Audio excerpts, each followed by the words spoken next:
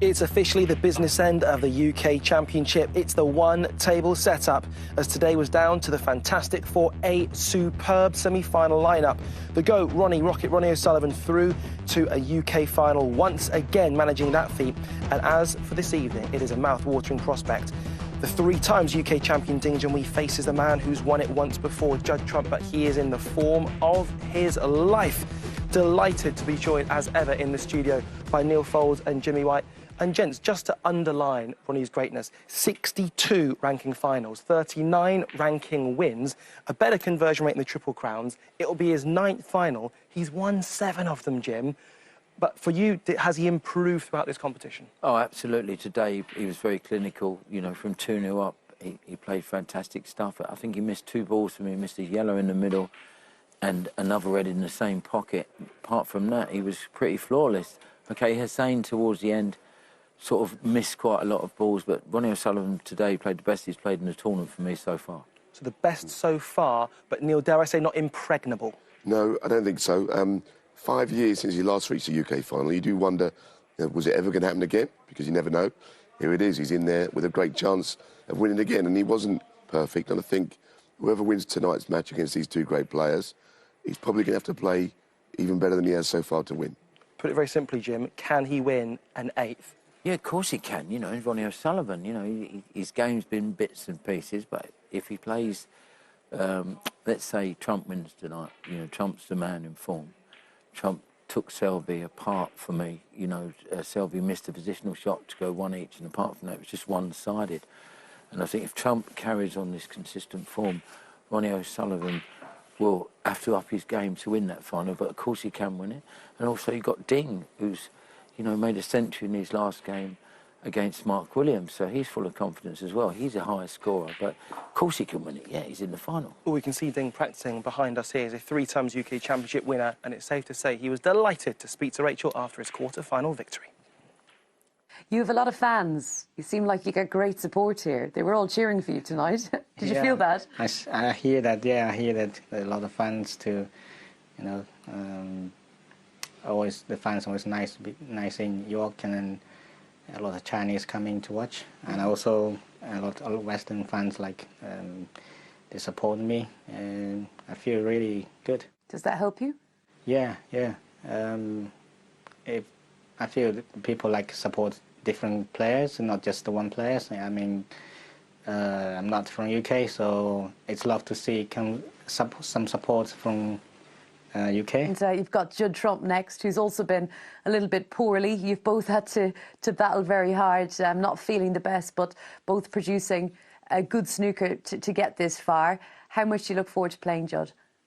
Well, it's play good, great season start, so he must be a very good confidence and good forms. But anyway, just play the right shot every time and concentrations. There's nothing else I can think, just playing good snookers. How much would you just love to be in the final on Sunday? Well, I love to win all the time for this tournament. Every time I came York, I want to winning every match, winning every title here. I love the trophy, so. You'd like it again, wouldn't you? Yeah. He's such a dignified ambassador of the sport, undoubtedly one of the most popular players on planet Earth. Superfans go everywhere that Ding plays, including outside stage door here in York. These are fans that are just parked outside, waiting for a sight of Ding Junhui and Judd Trump stage door. Who are we cheering tonight? I guess Ding will win this game tonight, and I hope he will win the tomorrow game. You know, York is a lucky sport for Ding. You know, he win 4 championships, so I hope he can get 5 championships. Yeah. So good luck. Yeah, good luck, Ding. Come on, Ding. Yeah. So it's 4 for Ding.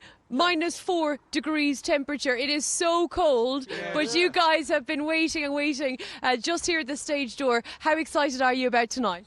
Yes, I'm so excited because this is my first time to see snookers here, and I think we can have a good night and an excellent night. We are going to have a great night, and you guys enjoy it. And come on, China. Come on, Ding Junhui.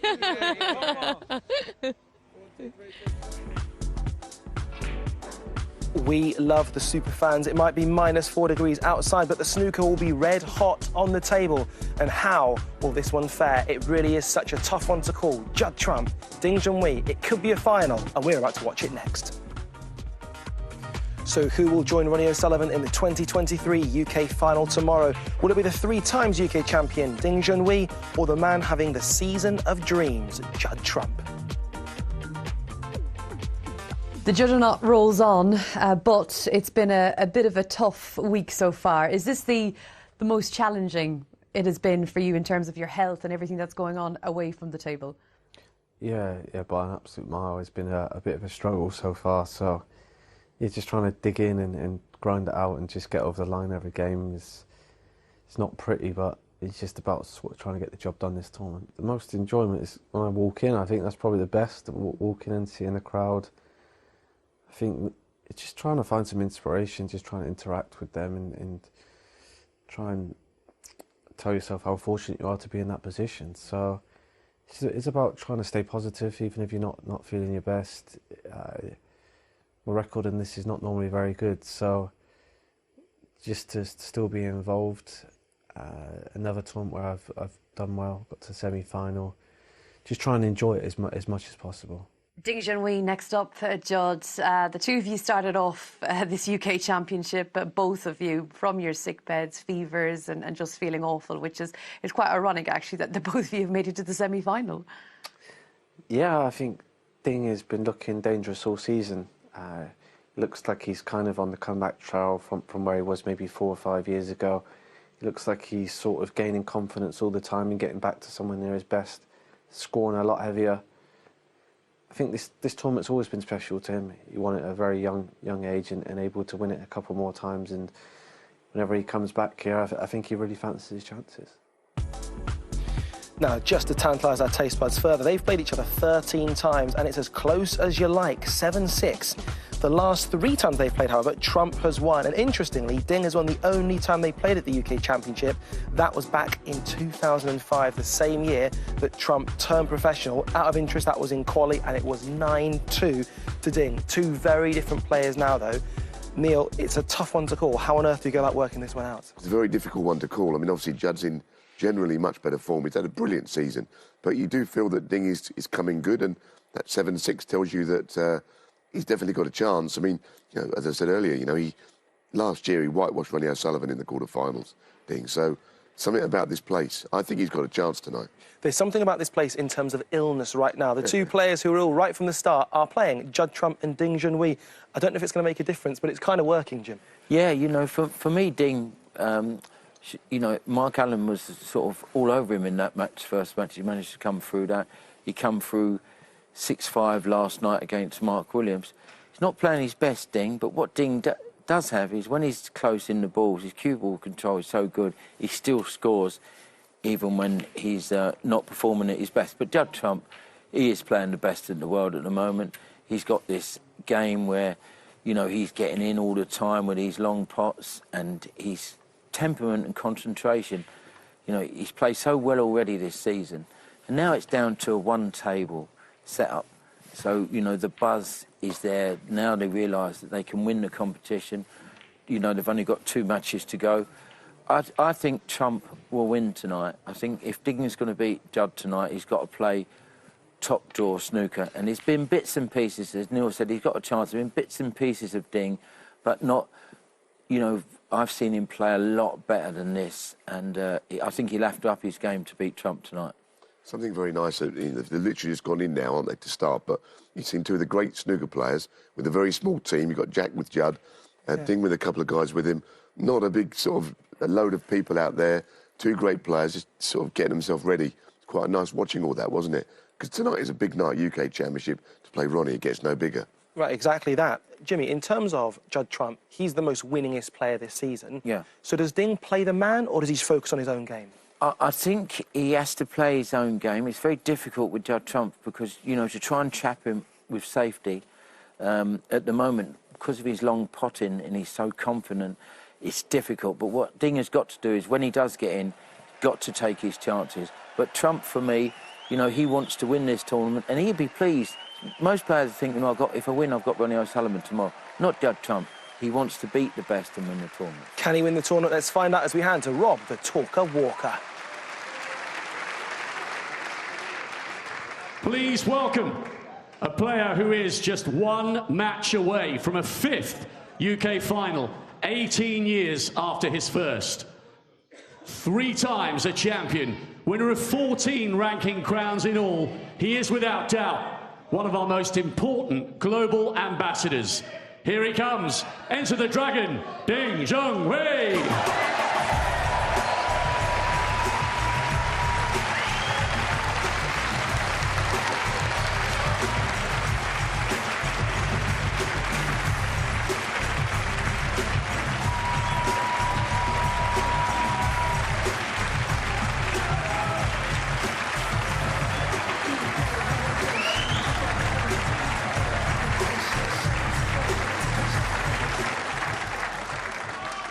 Now to the outstanding performer this season. 5 finals, 3 titles, 50 centuries so far. Bidding for his 4th UK final in York. His first was that epic win over Allen in 11. He is the most decorated left-handed player in history. Give it up for the ace in the pack, Judd Trump.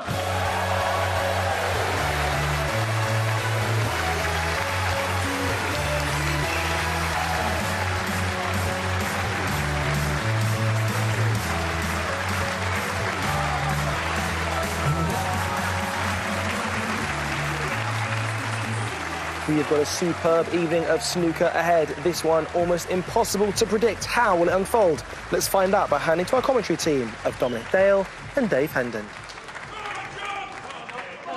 2 players who arrived here at the start of the week feeling ill, both in rude snooker health. Judd Trump and Ding Junhui clash in the semi-finals of the UK Championship in front of a packed house here at the Barbican in York to play Ronnie O'Sullivan all day Sunday. Doesn't get much better than this.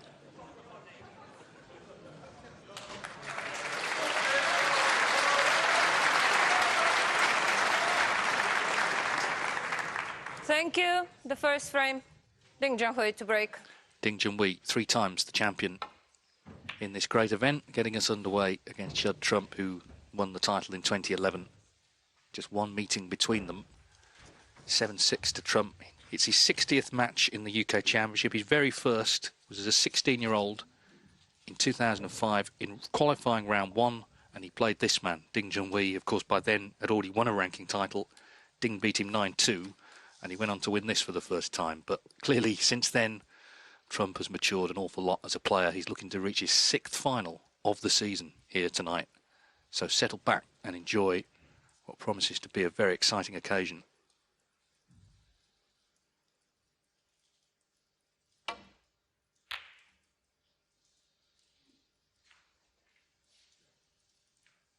One of those matches, Dominic, hard to say with any certainty who's going to come through. Yes, absolutely, Dave. A very good evening, everybody. Slight contrast in styles, perhaps. Being a little more circumspect than Judd, who does like to push the boat out, but why wouldn't he? He's got such an abundance of flair and ability. But they're very close on the head-to-heads. They haven't played for a couple of years. I definitely think Ding has a good chance tonight, but he'll need to start well because we all know Judd is such a great front runner.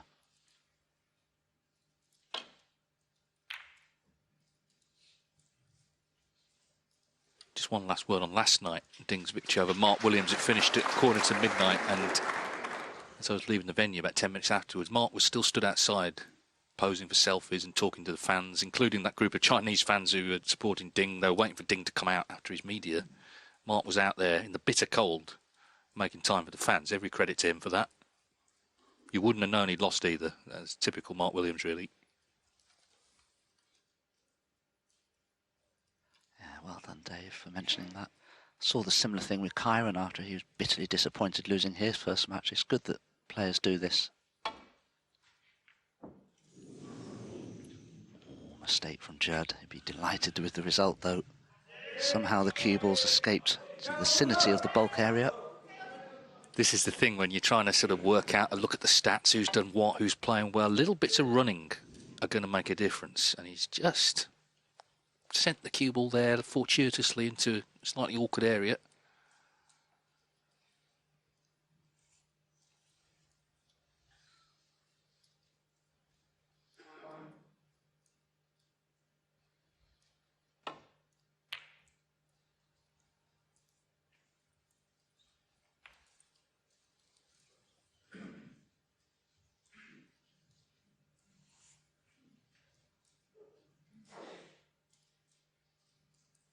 Brand new cloth, of course. Arena's been completely changed about. We have one table now rather than the two.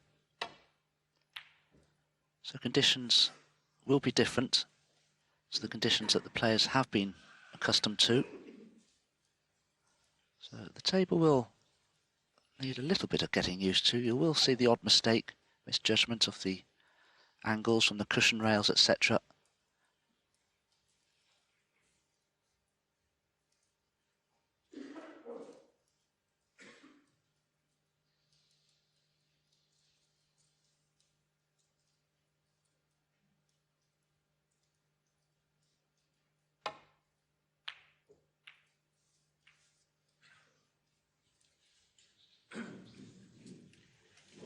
Foul.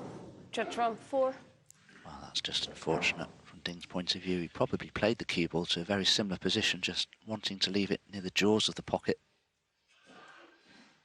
Now will Judd be tempted by a tricky long red?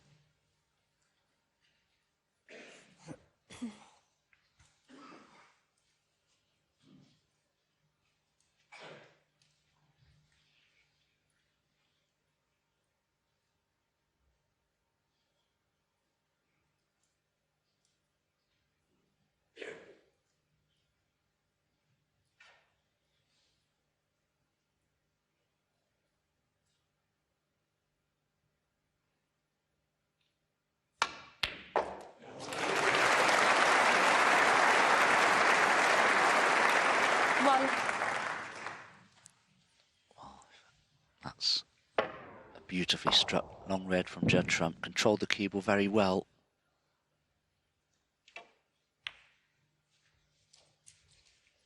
And the good thing from Judd's point of view, having played that long red with deep screw, you'll have an idea of the reaction from the 6. The balls on this new cloth. As you can see, the black will pot into the right corner. Pink will go to the right centre. He'll play for one of them, I'm sure.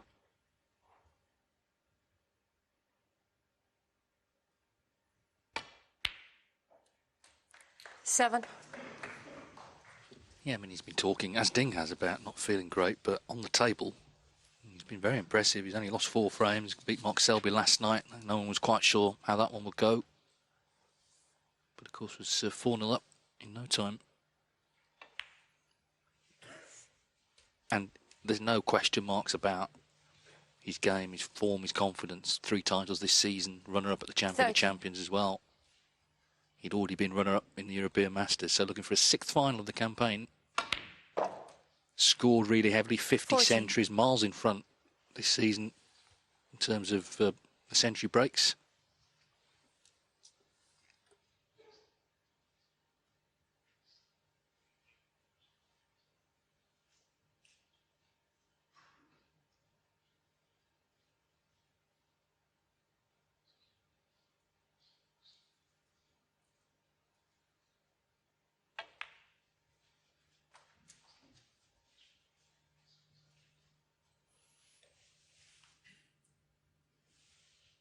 $19.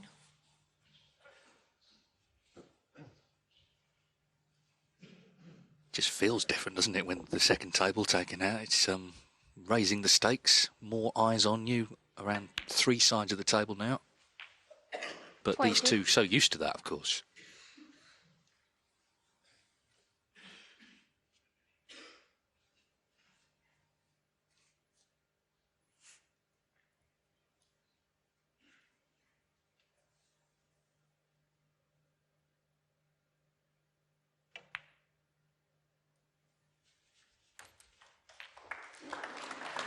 say, it is a completely different atmosphere. The banks of spectators are closer to you. There is only one table, so there are no distractions from the other table.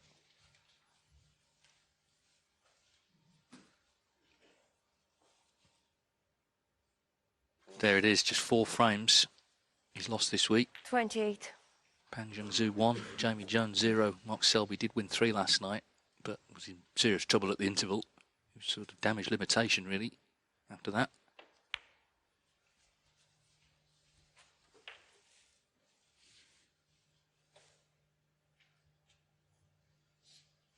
$35.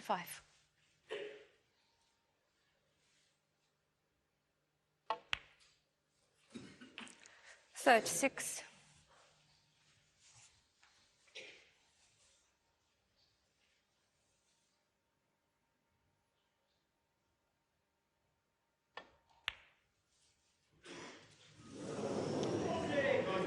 From 36. What a surprising miss. Now, if you see a replay of that, you would actually notice that Judd just decelerated slightly. He didn't strike through the cue ball there. And that's why he hit this on the thick side. But he'd be bitterly disappointed because he knows Ding could easily erase that deficit that he faces. 1.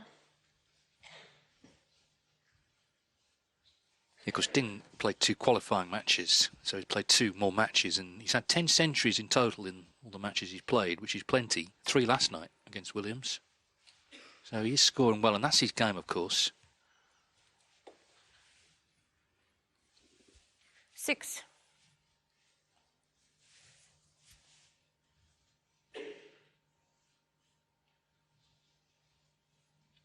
Wow, is Ding on this red? He's looking at a plant, so maybe he's just overrun the cue ball here.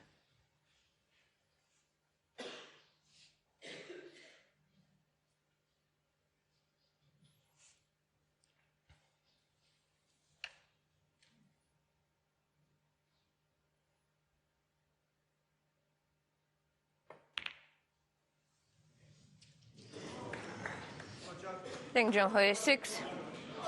Well, yes, it was a mistake from Ding to just overrun the cue ball, but he'd hardly had any table time. He's still getting used to the speed of the table and the reaction of the balls. It's the type of mistake you can easily make.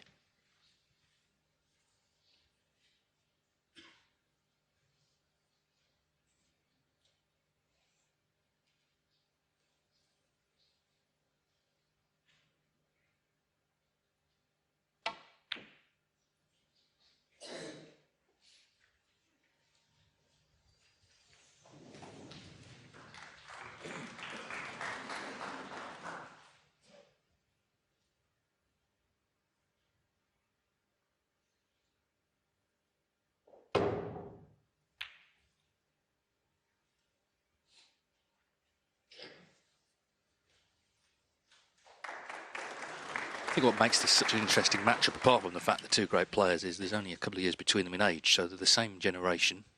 Ding, the slightly older of the 2. They played 4 times at the Crucible. Trump's won 3 of those meetings at the World Championship, including a semi-final back in 2011, 17-15. Of course, he lost to Higgins in a great final.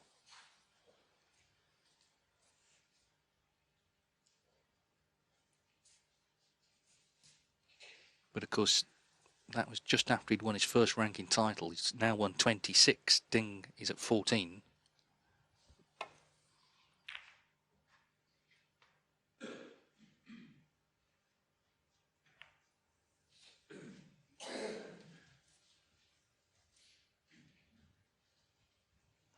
Well, slowly but surely these reds are being edged ever closer towards the black, which of course is blocking the pocket.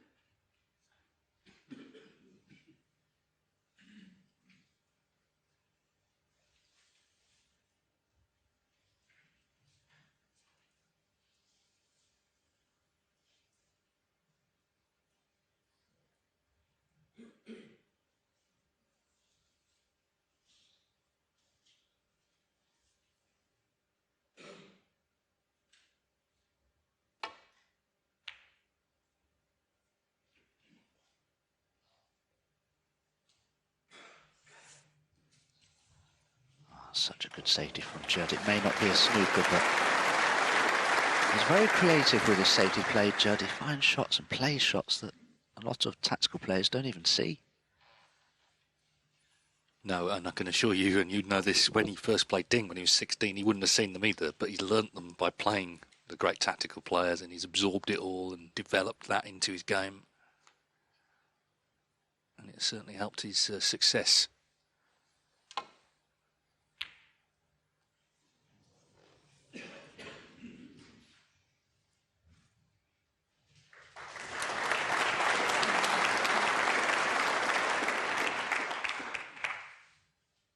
Always a danger of playing the red into the black and knocking it in, but the angle's there for Judd to get in behind the pink and green. One of these players will do it very shortly. Maybe it will be Ding now.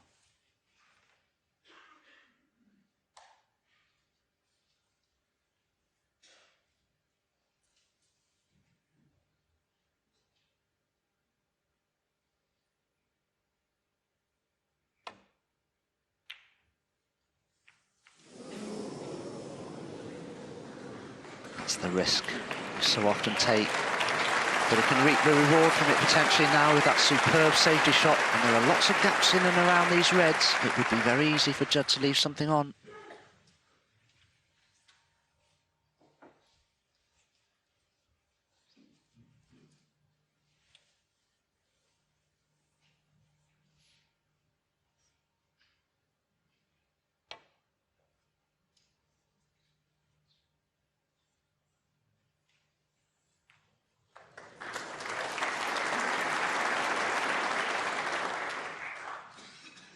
Very well, Judd there. But can Ding snooker him once more, I wonder, from here?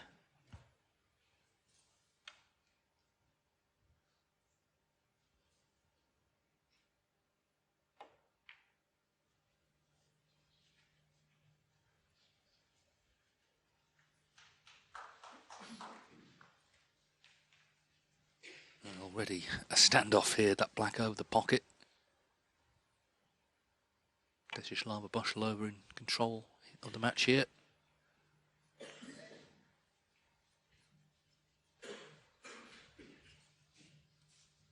It's one of those situations though, Dave, isn't it? Because there's such a disparity between the scores, there can't be a re-rack. That's right. I mean, if it absolutely came to it, it would be up to the player in front to try and open things up. But we're not quite there yet. It's actually quite an interesting little standoff, this.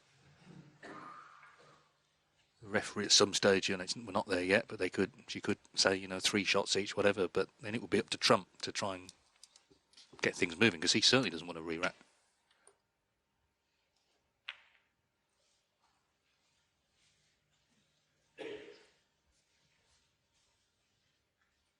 Problem is they're both such good safety players, it's hard to see at the moment, unless there's a massive error, or someone knocks the black in even, how this is going to be immediately resolved.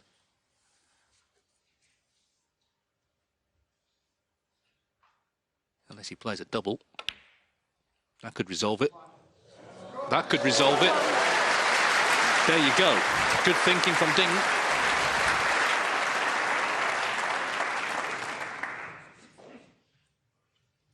Oh, this was so well judged. Judging the slide of the red once it hits the cushion rail.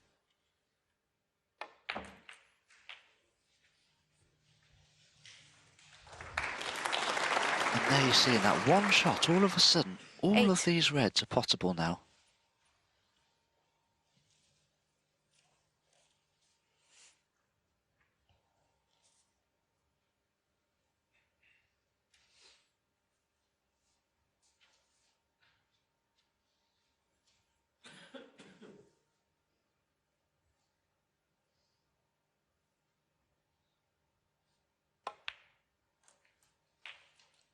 Nine.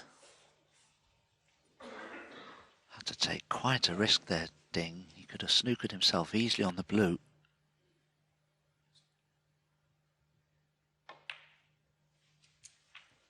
And these are the sorts of frames I feel Ding is going to have to win. He's going to have to score well and make the most of his chances to keep the pressure on Judd 14. Trump, who's just so full of confidence at the moment. He's always going to be difficult to stop.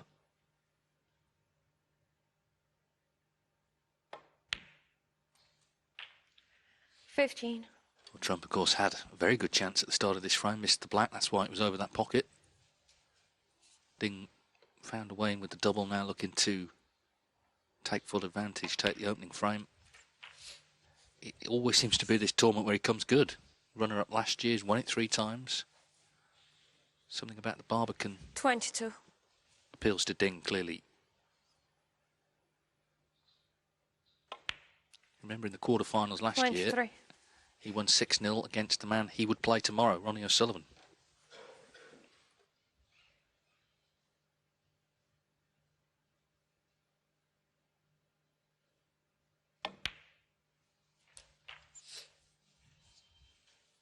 I've played Ding many times, I've watched him many times. And these last few years, he's developed 30. an unusual idiosyncrasy, really, in his cueing. Upon 31. delivering the cue, he has this almost abbreviated strike of the ball where he looks to strike the cue ball and then stops halfway, pauses again and then strikes it. I don't know how long he's been doing that, or whether it's a psychological thing or whether it's intentional, but it certainly doesn't seem to be causing him any problems.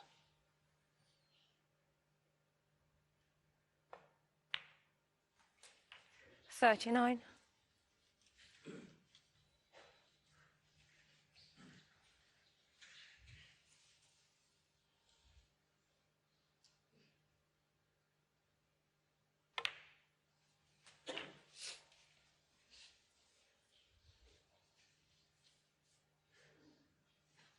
$46.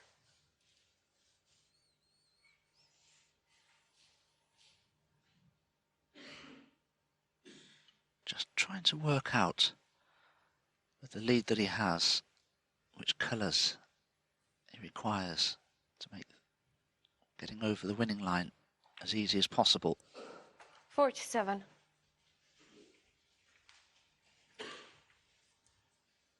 Yeah, he was always going to be on the blue, wasn't he? If he could have taken a black, red, black, he wouldn't have needed the yellow, but maybe left it a bit late to work all of that out.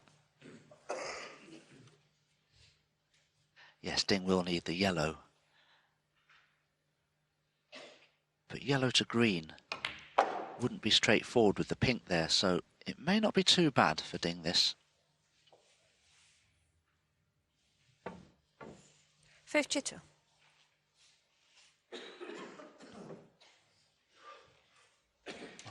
If there's ever a good time to roll the ball down a cushion rail, it's right now with a brand new cloth when the pockets are going to be playing at their easiest. Needs a good angle on the black to stun up for the yellow, and of course he'll have to be careful that the green and the pink don't act as snookering balls for the yellow.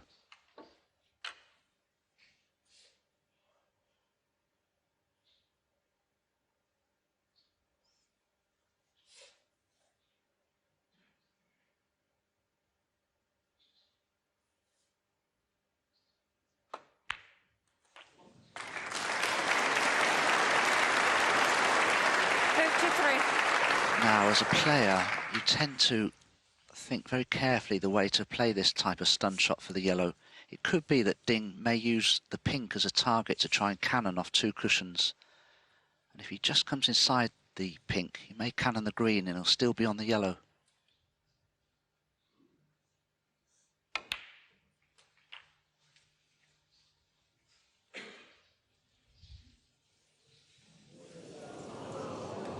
Oh, he hasn't cannoned it hard enough. 60.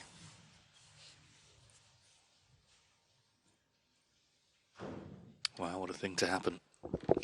Just needed the yellow.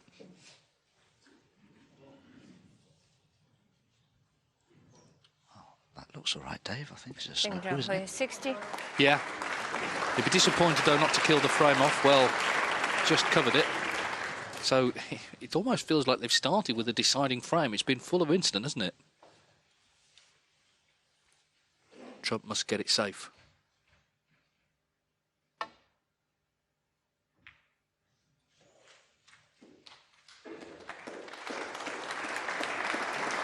very nicely played shot from Judd, but if Ding's canny here, he'll play the yellow into the black in such a way as to knock the black safe.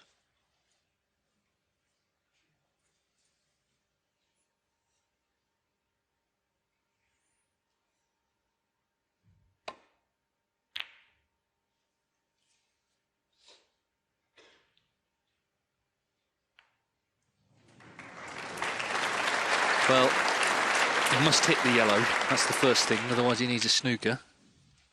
But obviously, then it's about where it lands.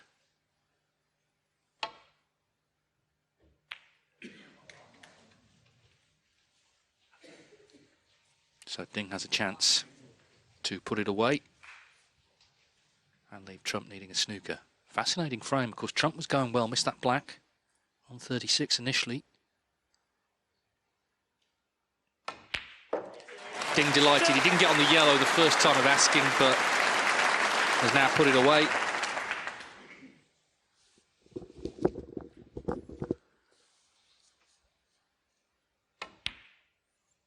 Five.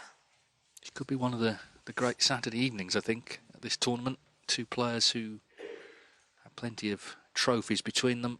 Ding has played really well this week, I think. Scored heavily. 9. Survived a couple of deciders along the way. Trump, like Ding, not feeling great in himself, but saving his best for the table in what is already a great season for him. 14.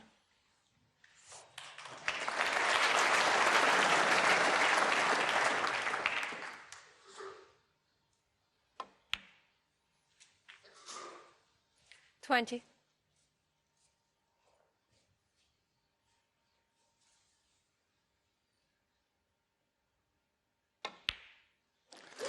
First blood, Ding Junhui in the second semi-final of the UK Championship. The winner will face Ronnie O'Sullivan on Sunday. 1-0 in this race to 6. Thank you. The second frame, Judd Trump to break. Very cold day in York, but inside the Barbican. The action has warmed up nicely here with the start of the second semi-final of the UK Championship. Ding leading 1-0. He's looking to reach a 5th UK final, Trump a 4th. But in terms of ranking finals for Trump, it would be 42, Ding 22. So that shows you just how consistent Judd Trump has been the last few years.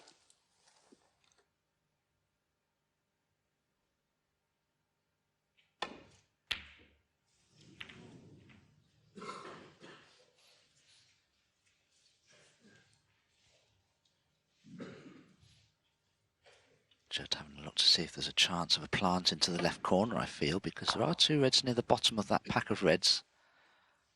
That if they pass a couple of the loose ones, could be a plant.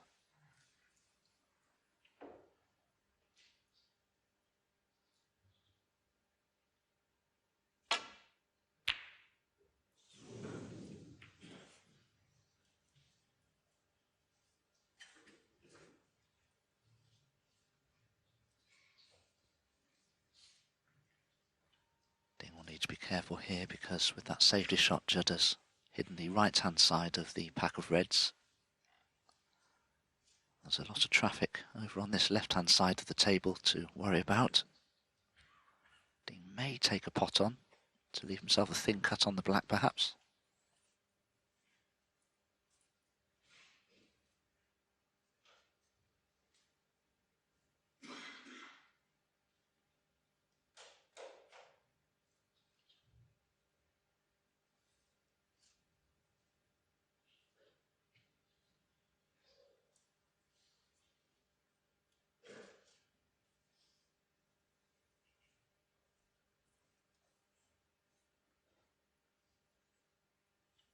What a view that is of the auditorium. Just look at how many spectators are watching this with eagle eyes and anticipation.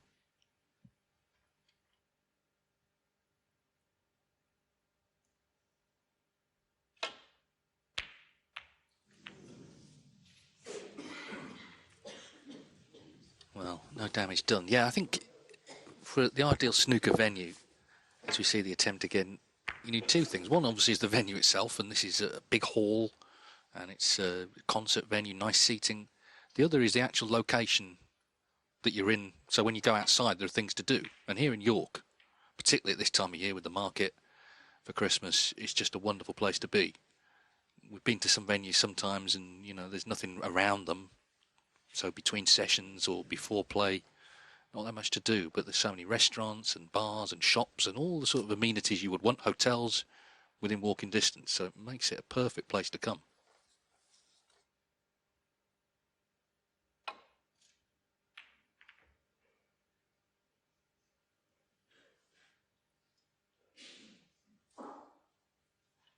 Yes, and of course you've got the famous York Minster, which is quite spectacular. Antique centres, which I've enjoyed this week.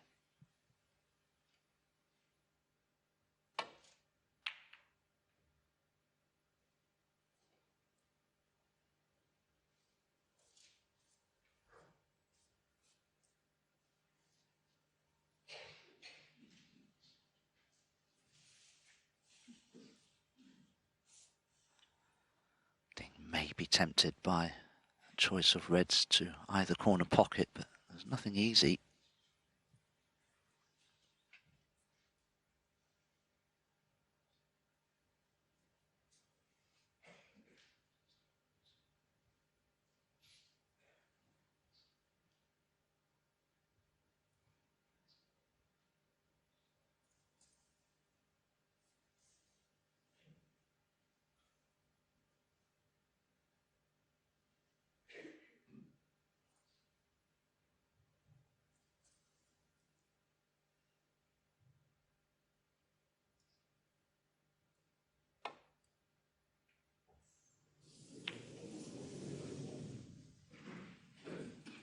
That's too thin. I think initially Ding did want to have a go at one of the reds into the left corner and almost talked himself out of it.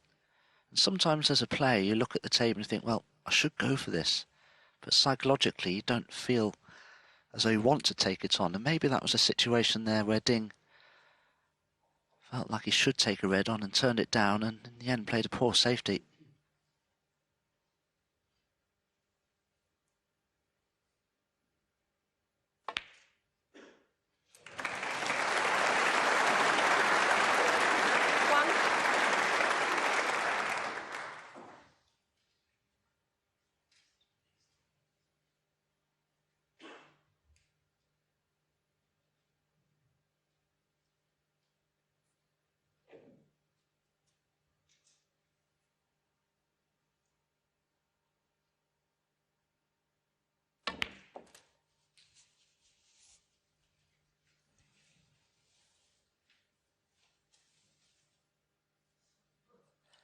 Judd has played for a gap between the reds so that he can pop one to the left corner.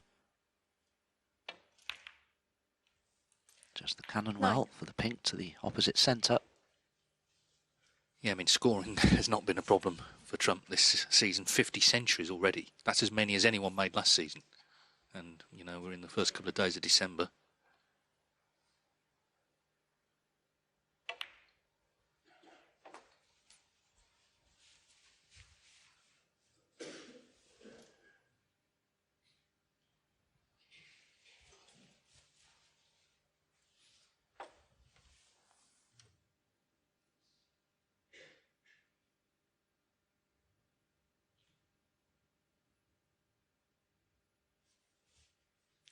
$15.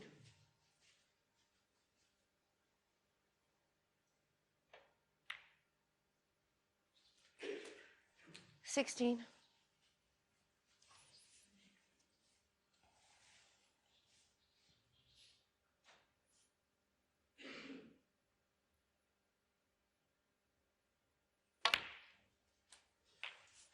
'I saw in that previous camera shot the two reds just below the pink, which are set for a plant for the left corner. Always nice as a fail-safe if things go wrong. 24.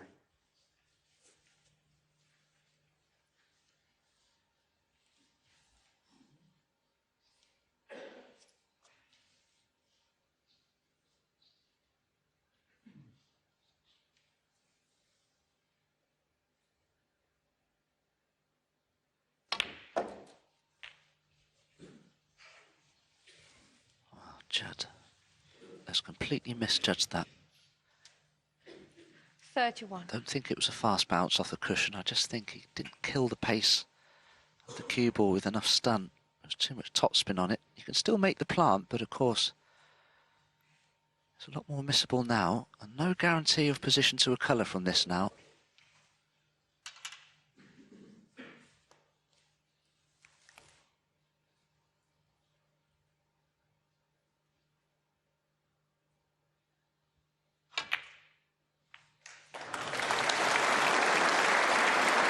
Well, he got a nice kiss off that red, didn't he? 32. But he played it well.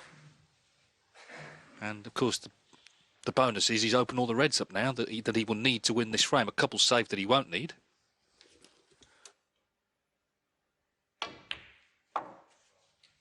Yeah, serendipity in the end, wasn't it? He would be glad now that he finished the way he did on that plant, and he's now opened all the reds up. 37.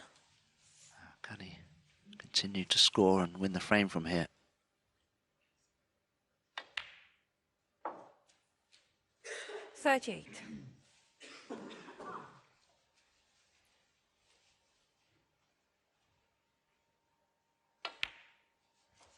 The great and the good on the wall there. Most of them, of course, knocked out already. And what's been a really excellent tournament, 43. I think. A lot of close matches, high-quality snooker.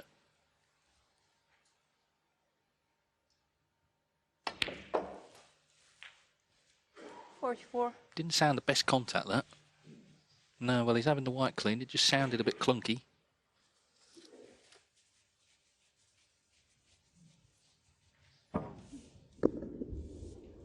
As you can see, the red leave the bed of the table there. That took some of the pace out of the cue ball. Plus, I do feel that it's probably meant he's finished a little straighter on the black than he would have done. The most straightforward shot now for positional reasons would be cannoning the red. Oh, he's playing the pink. Well, this is missable. Oh, well done. That's a confident pop.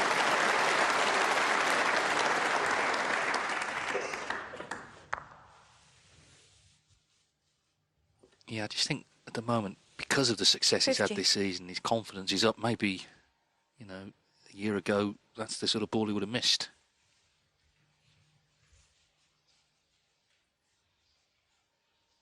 Well, the red to the right corner clearly don't go.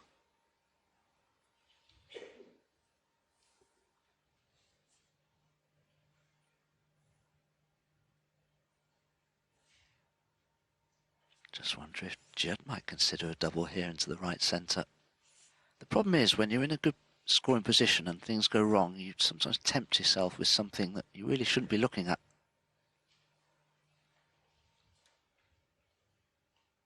Push the black safe. I think he tried to do that. Judd Trump 50.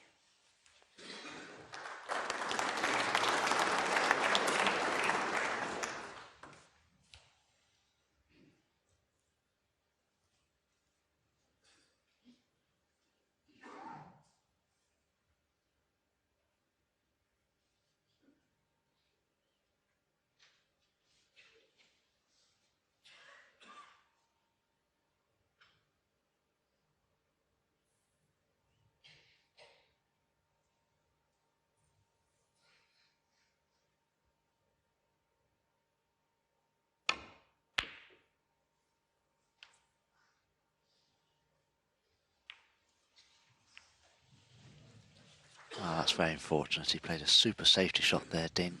Did well to bring the red down this end of the table without it cannoning a bulk colour, but as you can see, it's cannon the black safe.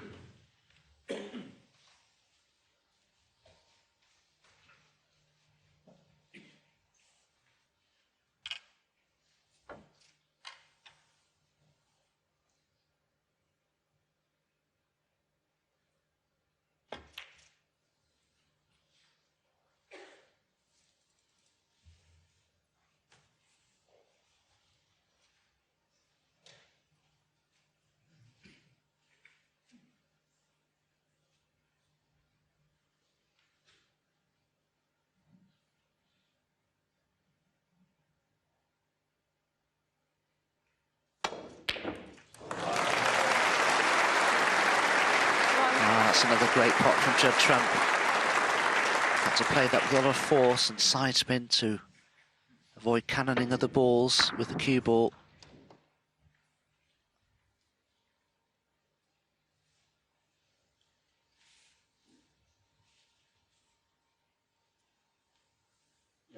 Yellow ball.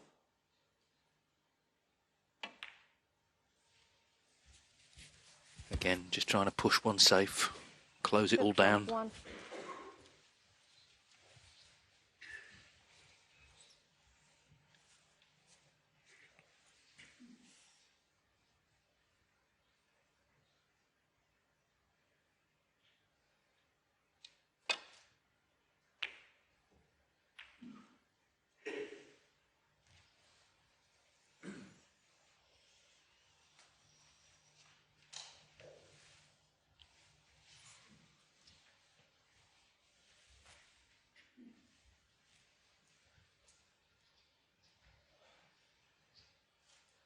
Well, if those two reds are a plant, Judd would have to hit them very thinly.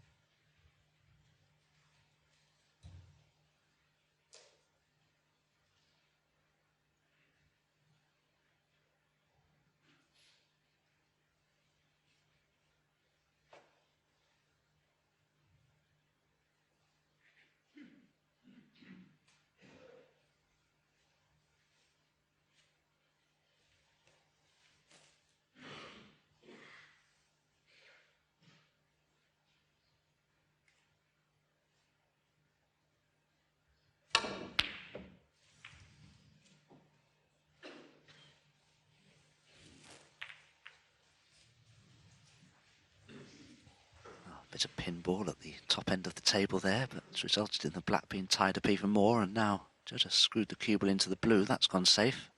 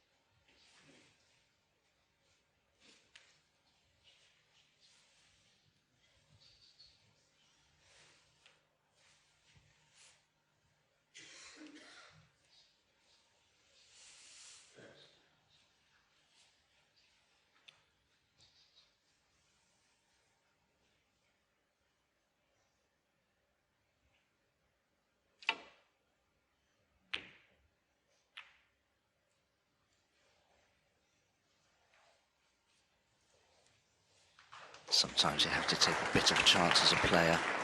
Know that there's a chance you could knock a ball towards a corner pocket. But you have to play the shot anyway. That's what's happened there. But Judd has got an excellent cue ball. And the red that's closest to this right corner is not easy because of that good cue ball from Judd Trump. Things looking here to maybe pot that red and try and glance off the red to the left of it, which would enable the cue ball to run up for pink or bulk colour.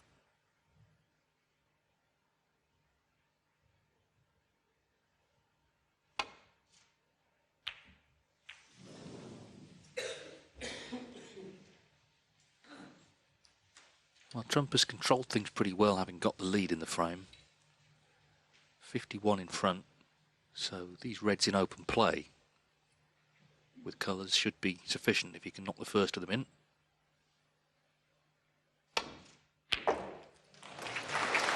One.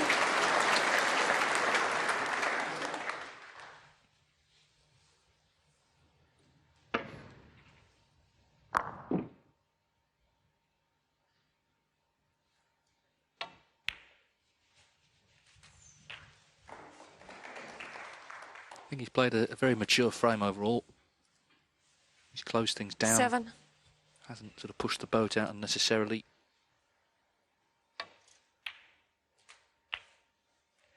8. He's got the black, yellow and blue safe and red safe. So just a couple of pots needed and surely going to be one each.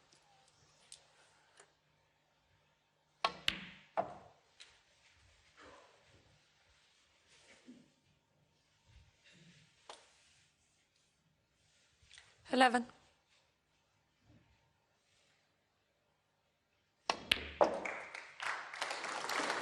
12.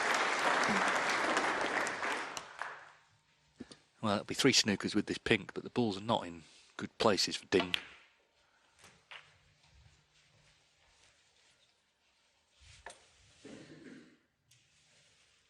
$18.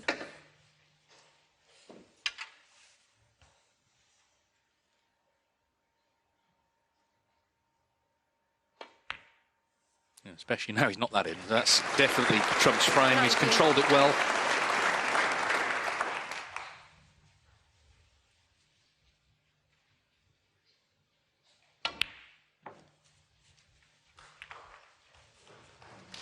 He's known for naughty snooker, but this is the time of year you're judged for being naughty or nice. And this has been a nice frame for him. He's controlled it well.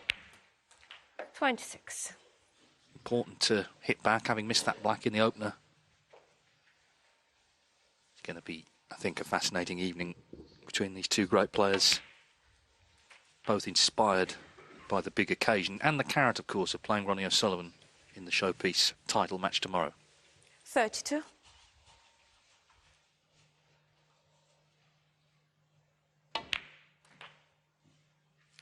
$33. And of course, 2 vastly experienced players with over 60 professional titles between them.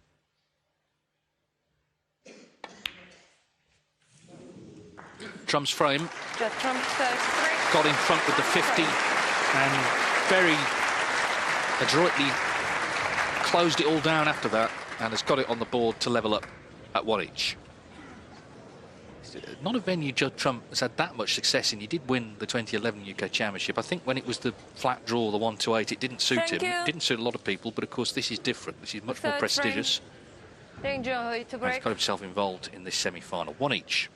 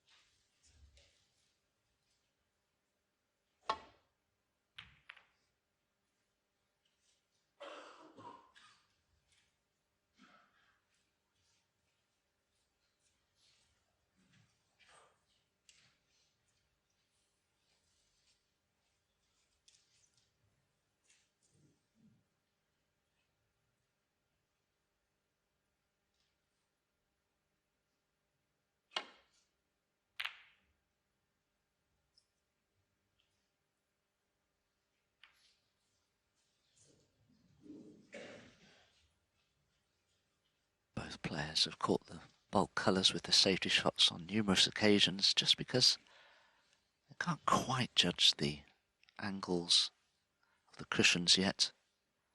Chance for Judd, tricky red to the left corner.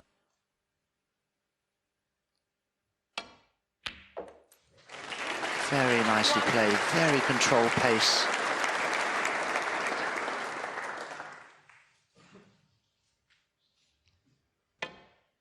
Lot of distance between the 2 balls, but Judd didn't have to power that in. So it's Judd Trump who has the first opportunity here in the 3rd frame. They'll go off for a mid-session interval after 4. 3.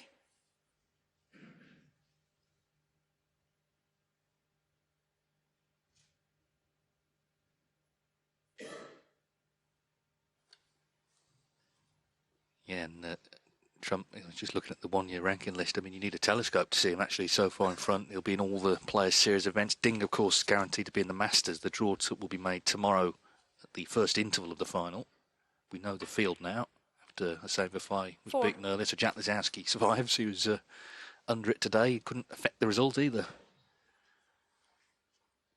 Of course, Trump will be defending that title in a few weeks' time.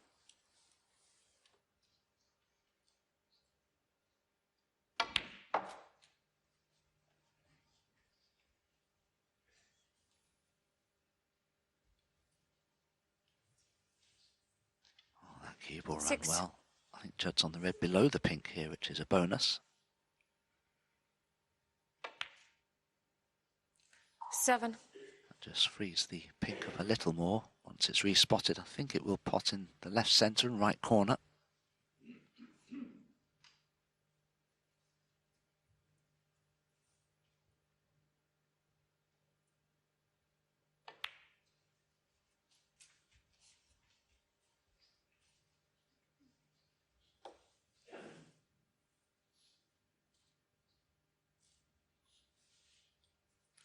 $13.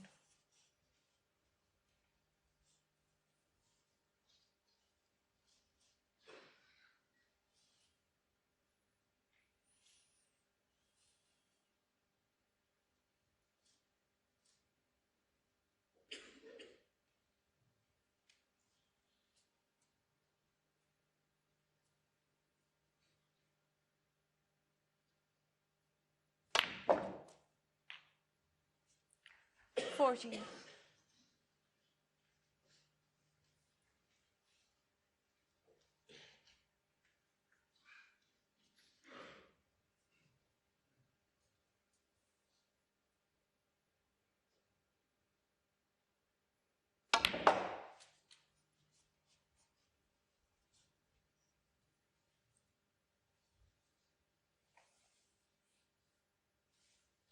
$16. As expected, the cushion rails are rather slow because everything is brand new. Playing surface entirely new. The cloth just put on last night. Judd really powered that yellow in, but the cue ball didn't go 17. that far. It sounded a little heavy to me as well, that contact.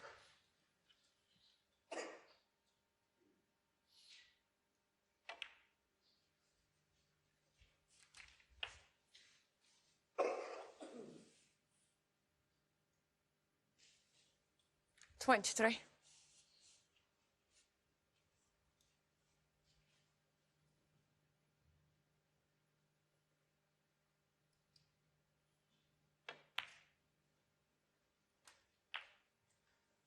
$24. Well,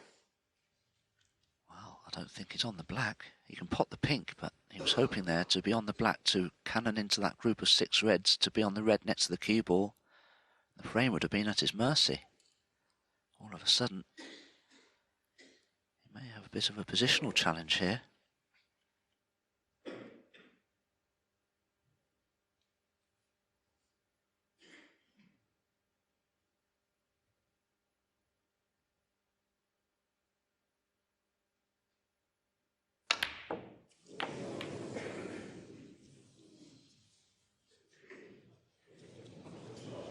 Well, he's got away with it, as you can see. 24. I think the concern for Trump right now is, you know, he's been doing such heavy scoring this season. He's been in first in all 3 frames and not really made that many big breaks, really. Okay, the 50 in the last. He didn't kill the frame off at that visit. It's broken down there on 24.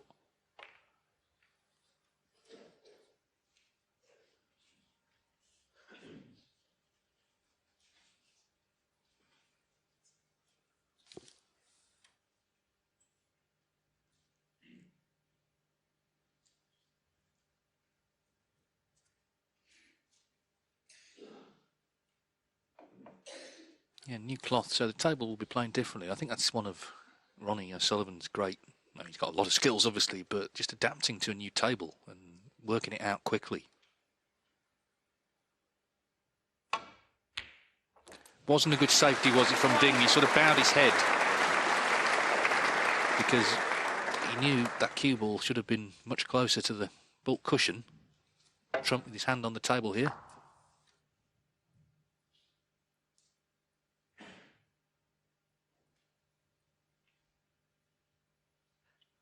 Brown is the only colour that Ding could, I beg your pardon, Judd could play to get amongst the reds with.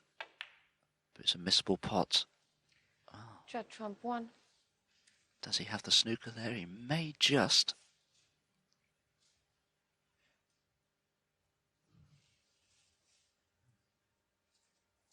Thank you.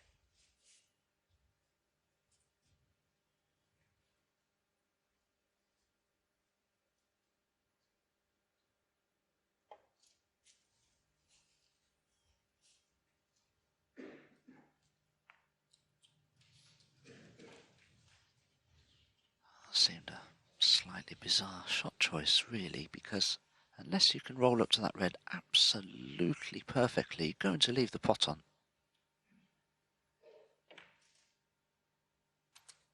One.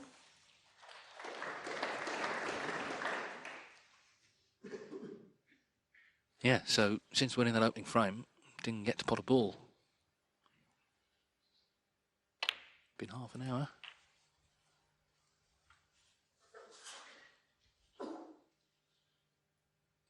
Trump feel he shouldn't pot one now in this frame.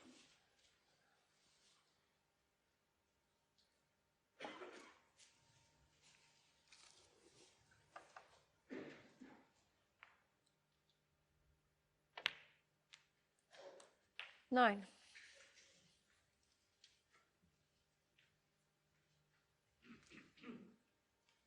Just while we watch this, Dominic, I've got to ask you about your the record that you shared with Peter Lyons has gone, hasn't it? Ding and Mark Williams have taken it. How do you do you feel about that? Thoroughly delighted, because I lost that frame. I actually thought somebody else had surpassed that record, actually, in the meantime, but you corrected me. And yes, it was beaten last night. An extraordinary frame. I watched the end of it. Yeah, 195 points, beating the old record by 3. In a single frame, that was. Ding scored 94, lost the frame. 70. I don't think I have any records still standing now. They've all been demolished.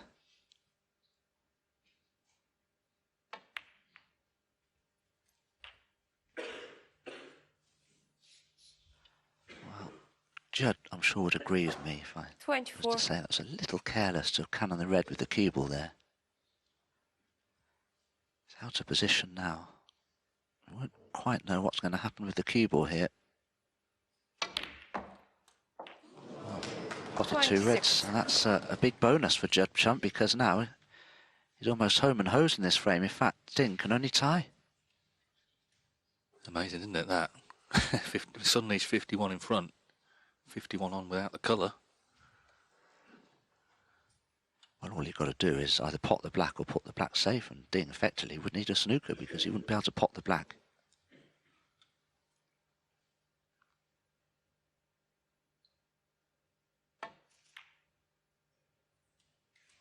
There it is. 2 snookers needed. Ding has contributed, though, in this frame. A couple of lax safeties. Trump's 16% ahead on the safety plate. Judd Trump 33.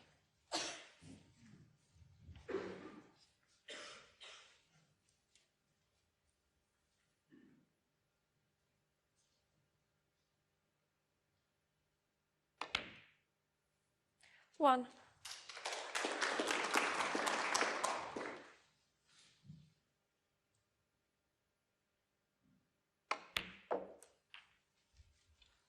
So 51 the difference, 43 remaining, as you can see in our graphic there. But every chance that Ding could potentially snooker Judd Trump in such a way as to be given a free ball. That red up in bulk is in a very handy spot there.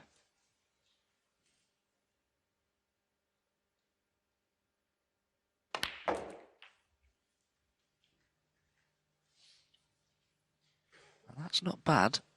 Judd usually stun the cue ball in behind the yellow. He'll want that red to finish probably close to the black if he can manage it.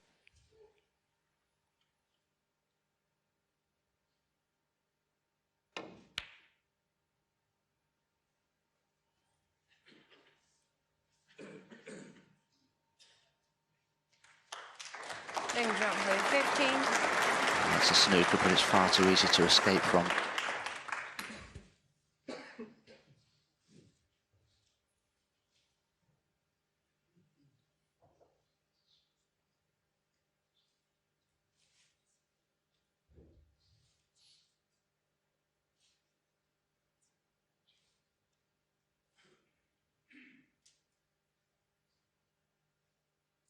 Well, I've no idea what Judd is looking at here. Surely he only needs to come off this top cushion with side spin. Just to the left of the black as we look, hit the top cushion with side spin. He's going to hit the red. Surely it's straightforward.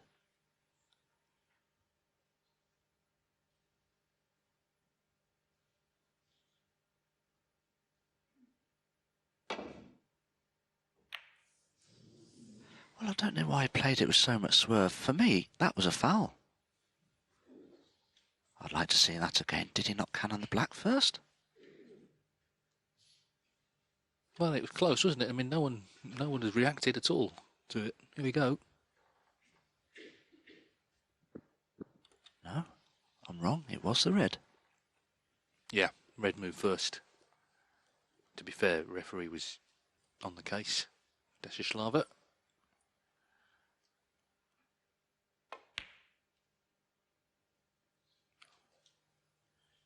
Well, you'd be disappointed there. There's a lot of spots for Snookers, aren't there? He's not got one.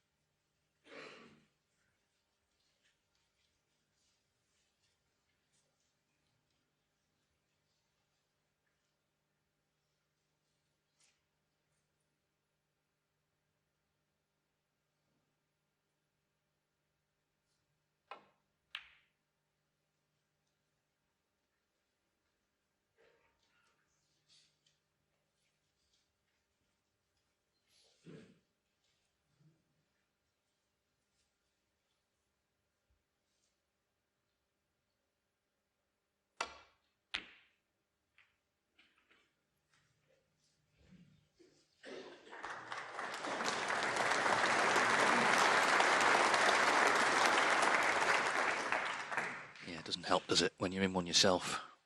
This is the problem with not getting one in the first place.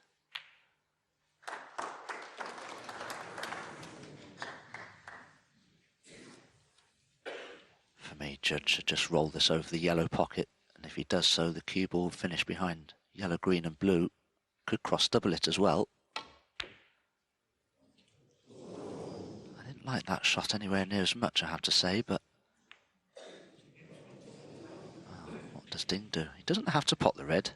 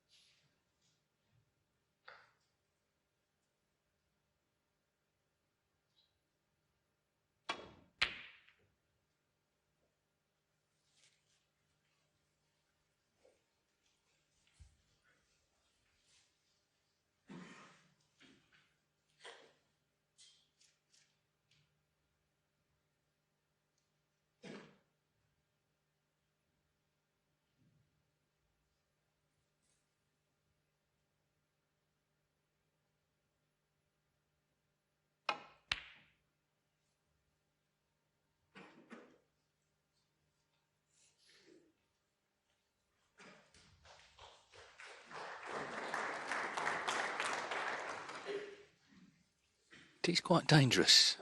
Look at where the balls are for Snookers. Of course, they need to be good ones.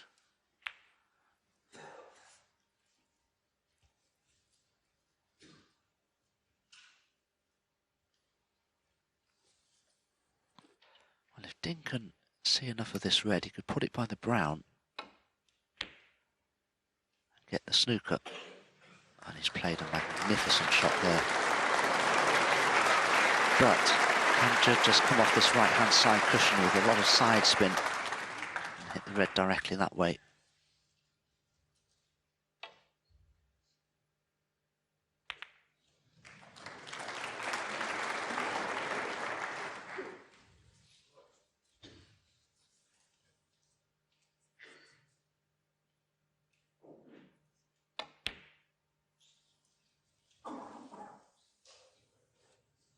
no good to him if it's in, no good to him if it's over.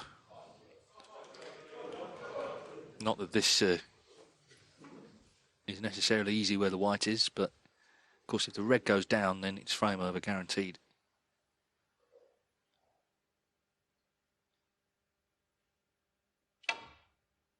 Yeah, you saw from that angle, you fancied him to get that. So Judd Trump, again, has controlled things pretty well overall. Another frame where he's not won it with a big break. His highest break still 50 tonight, but the other side of his game is working well. And having lost the opener, he's going to be a frame in front going to the interval. 8. Big prize, of course, to play in a UK Championship final, especially so against Ronnie O'Sullivan, who of course beat Trump not only in the World Championship in 2022, but the last time they played as well, the Champion of Champions final last year. Trump made a maximum but lost 10-6. 13. And anyone who's seen the new Ronnie O'Sullivan documentary will have been interested in the chat that they had at the Crucible during that hug that seemed to go on forever. Memories of that are fresh. Could we be watching them again tomorrow? Well, Judd Trump's still got a lot of work to do, but he has moved in front 2-1 with one frame to come before the interval. Frame 4, Judd Trump to break. So frame 4, the last before the mid-session interval. Judd Trump 2-1 in front. So he's only lost 5 frames in this tournament, in the 3 and a bit matches he's played. Of course, Ding played 2 more. He played 2 in the qualifying. He's had 2 deciders, though, already this week.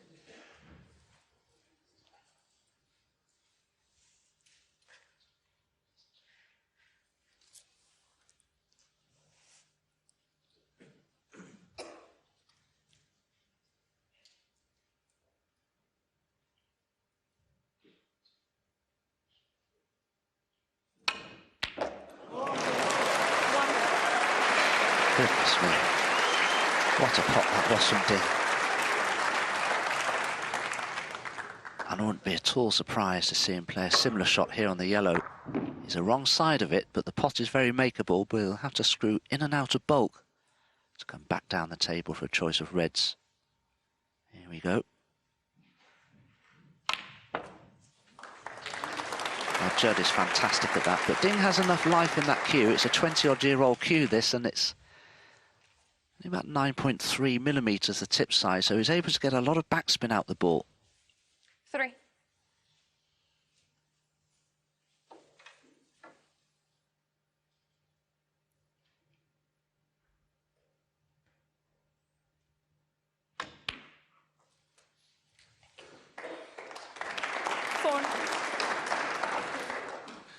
Well, I think this is what he needed to get on the attack, having been sort of kept out the last couple of frames.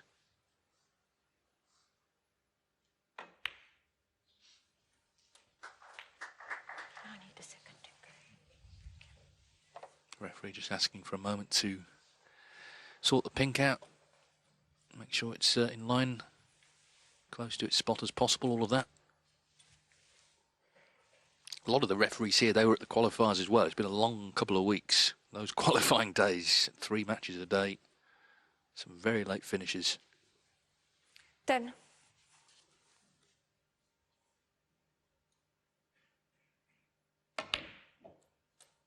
$11. Yeah, it's worth mentioning actually in the qualifiers sometimes, because the session would start at 9:30 in the morning, 2:30 and then 7 at night, and sometimes some of the morning matches would go on so late they couldn't finish them. Then they'd have to come back late at night after the evening session has finished and complete them then. So yes, very, very late nights in the qualifiers. 16.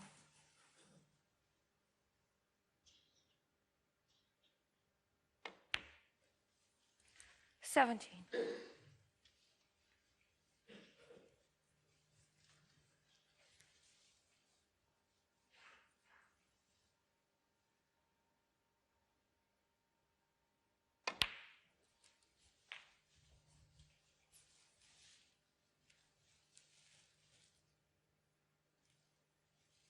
24.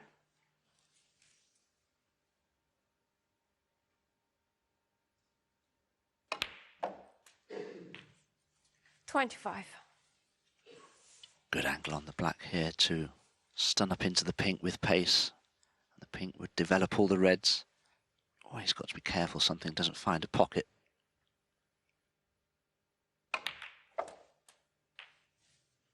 Oh, didn't catch enough of the pink.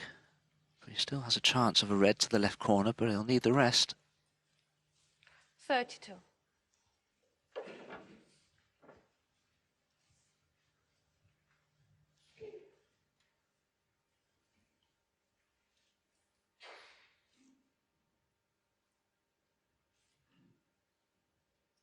Yeah, that stat there, he's missed 3 pots using the rest during the tournament because everyone's different. Every pot is different. Some basically are missable, some are tough. And they come at different points in matches as well. So they're not really sort of equal to each other.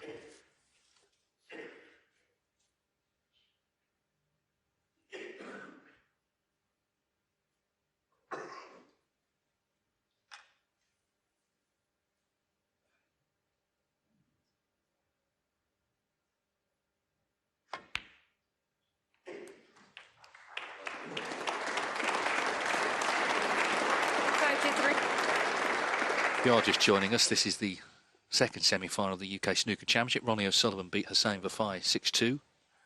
Judd Trump leads Ding Junhui 2-1. Ding is in frame 4.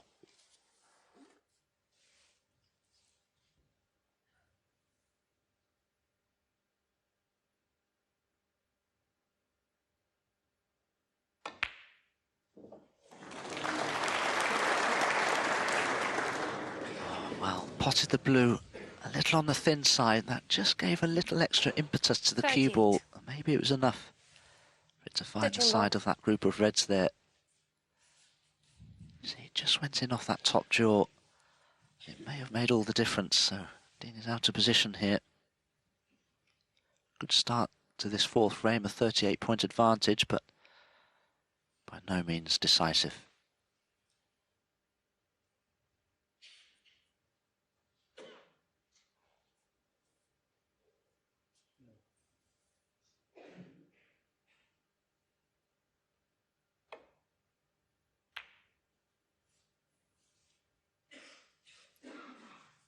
Ding Junhui 38. Just on the referees, by the way, Rob Spencer will be taking charge of the final tomorrow. I'm sure he'll be looking forward to that big occasion.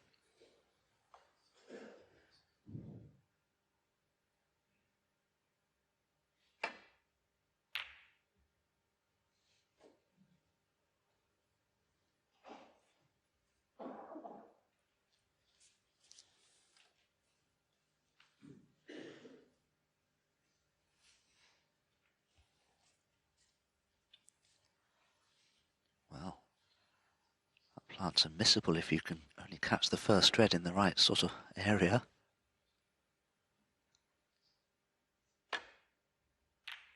Oh, nicely played. Could have done with a fuller contact on the green. So 39 points the lead. Multiple choices here for Ding. He can roll it to a colour, or he can put the green in an awkward spot.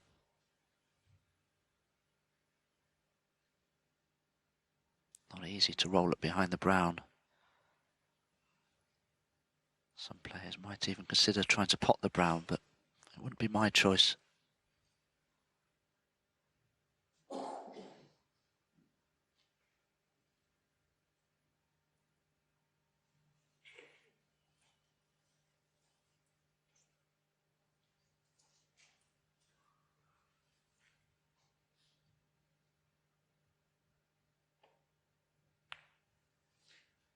Ding Junhui 1.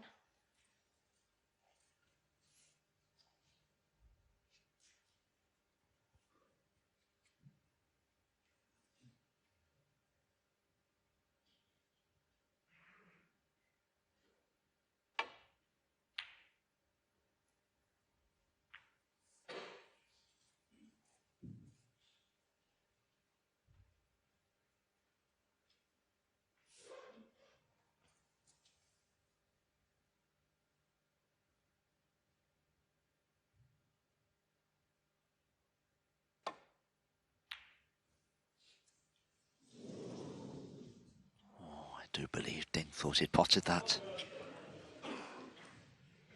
So, a chance for Judd Trump here. 39 points behind. Multiple reds in difficult places.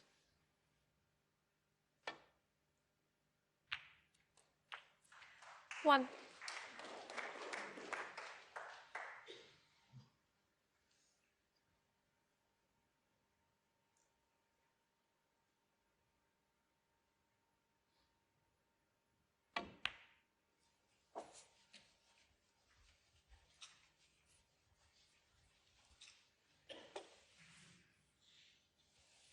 Six.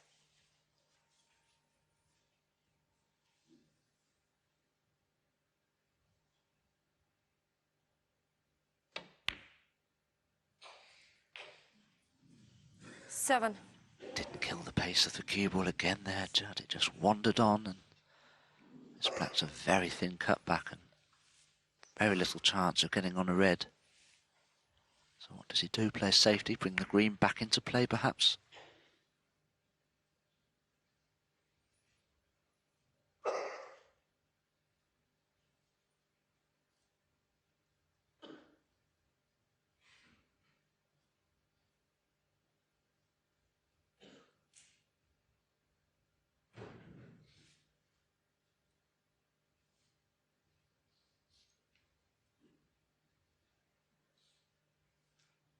Green ball.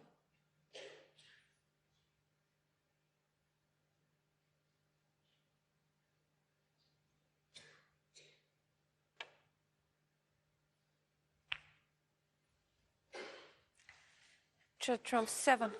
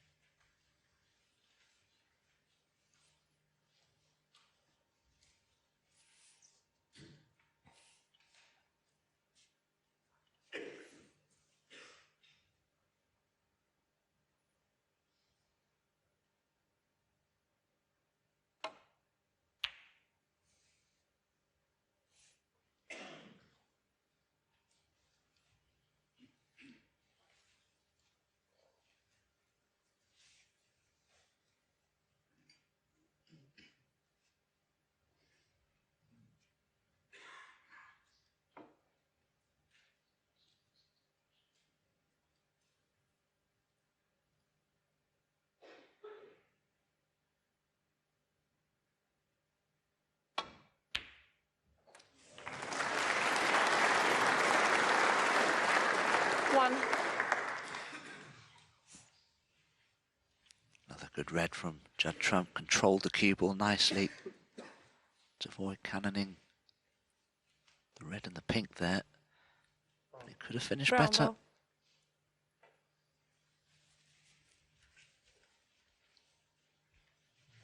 Judd Trump 1. Seeing his patient start will come to the fore, his discipline. Found a way back into this frame. There's only 31 in it. Important frame before the interval. Ding looking to level up, having won the opener. Been largely shut out of the next two. But Trump determined to make things tough for him this evening. Ding could try and cannon the red next to the pink full ball, knock it to the top cushion. Unless he feels he can get in behind that red and land up to the one that's actually on the top cushion.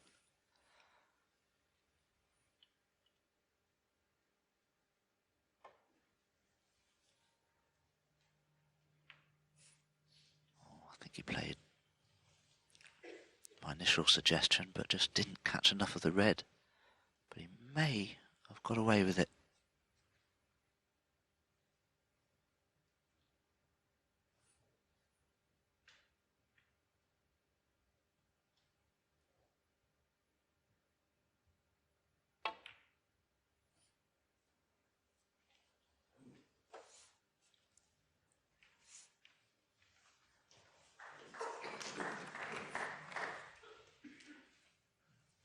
Well, he knocked Mark Selby out last night, but he's sort of channeling Selby at the moment, just trying to keep things as tight as possible for his opponent.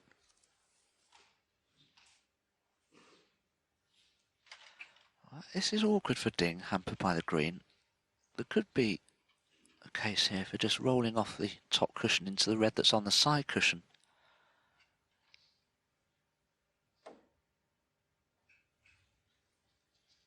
Oh, it's rolling off, it's rolling off. Oh, goodness me, that turned the last 2 or 3 feet of the course of the cue ball there, saw that cue ball drift quite significantly to the left as we looked, and how costly will it be, I wonder.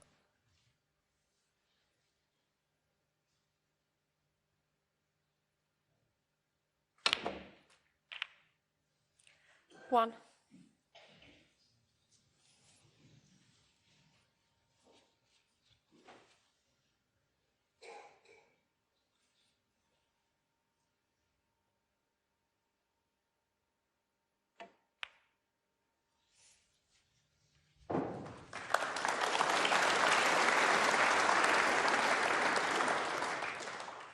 Eight.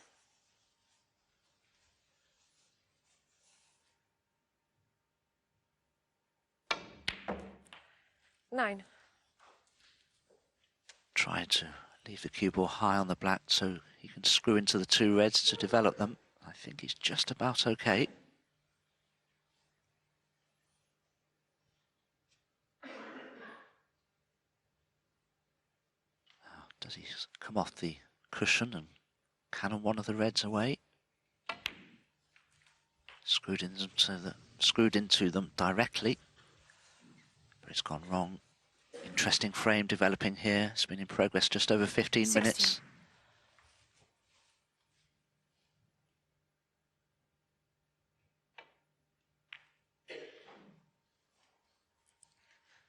Judd Trump.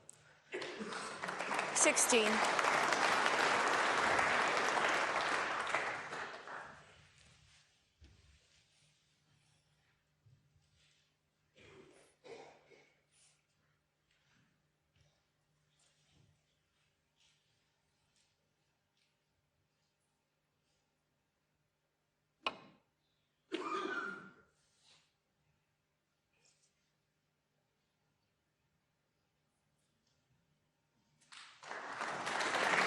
Yeah, it's not been the sort of blizzard of breaks that maybe people anticipated. That may come, but you can see the respect they have for one another, the wariness about each other, determined to make things as hard as possible.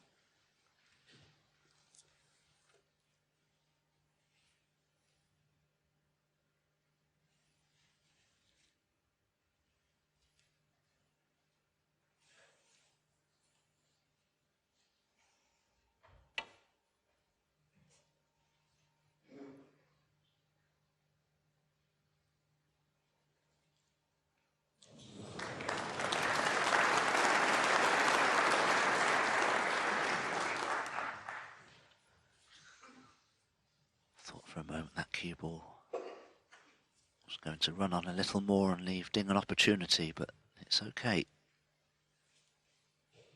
Ding tempted to go for this red into the green pocket.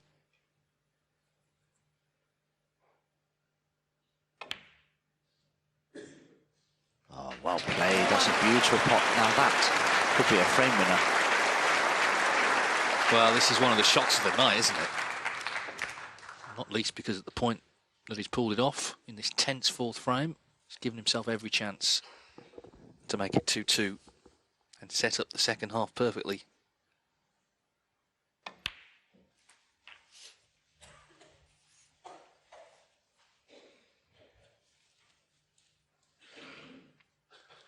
Eight.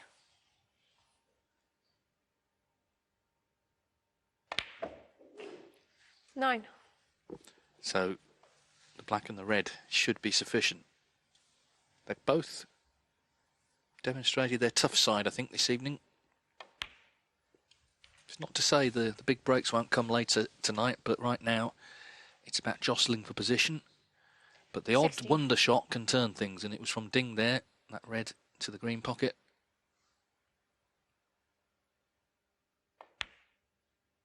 Ooh, it struggles in. 17. My word.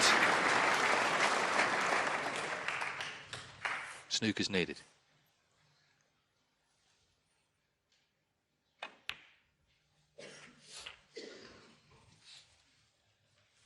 They'll have a breather for 15 or so minutes. 24. And then battle resumes.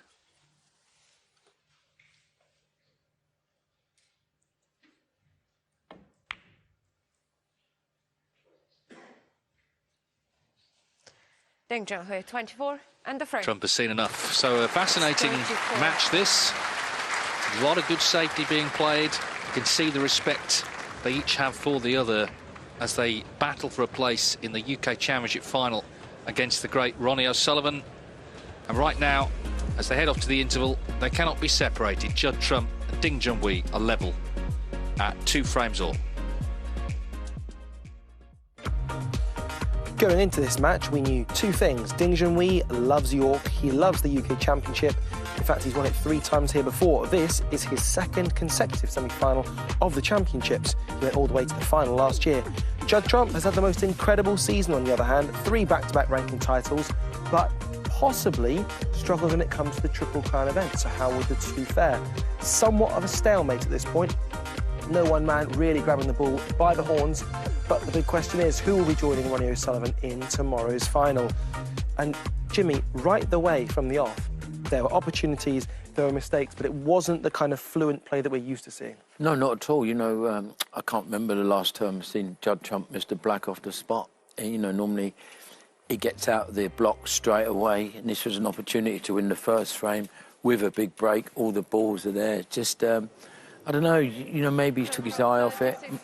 The white was a bit low. It should have been a bit higher for the red, as you see when the shot was finished. So, you know, that was a big mistake from Judd. Here, there's a bit of a stalemate, a lot of safety play, and Ding works out a nice double, you know, and he goes on to win the first frame. And, you know, since that, they've not really got going now, have they? No, not really. No, I mean, it was the tactical sort of frame until that double, like you say. Got Ding off to a good start because I think he needed one in that match, really. Yeah, so he won the first, and as Jimmy says, you know, Judd missing blacks off the spot. It's not happened this season very often. And the second was very much where the first left off, more of that sort of tactical play. Yeah, I mean, I think with Judd, he's okay with playing in a certain way, you know, but, you know, here we see, you know, one thing that he's still got is his, I said it the other night, you know, his long game's completely back this season. That was something that left him a bit coming into the World Championships. You know, if he's down, he's not down for very long, I think that's the key. And we know it's not been a classic 4 frames, but you just know he's always going to be there, sort of limpet-like, not going away, isn't he? So this went in, and so he got the frame 1 there, and, you know, it became 1-1. Well, Jimmy, talking about long games or long shots, there was a really interesting sort of roll-off with Ding's long red. Yeah, he is hampered over a bulk colour, and he's playing. He's just playing to hit the ball, I think, full ball. And he's down there, and you can see there it just turns half a ball, and you know that unfortunate for Ding. Well, fortunately for Ding, because he didn't end up losing the frame. That would have been a terrible way to have lost the frame. But then he plays a very clever red into the green pocket, knowing he's only leaving that red, and he only needs this red to, which was, I thought he'd missed that for a minute, to level at 2 each. It's not. They've not really got started yet. They've not sort of, I think the second half, when it's getting to the wire, I don't think there'll be so many balls missed. Neil, sport doesn't have to be fair. Is 2-2 a fair scoreline for you? Yeah, well, I think it would have been unfair had it been 3-1, especially with that ball rolling off. I mean, sometimes when a player has a ball roll off, you can't see it, but we physically could see how far that drifted across. And if Judd had won the frame, 3-1 would have been unfair. So, in answer to your question, it's about the right scoreline. How will the scoreline progress, though? It's somewhat of a stalemate so far, but when the boys get back on the bay, as we've seen a number of times, in fact, when Ronnie played Anthony McGill, it was 2-2 at the mid-session. He then went on to win the next 4 frames. Will something like that happen? Will Ding Junhui take control of this one? Could it be Judd Trump? We'll find out shortly.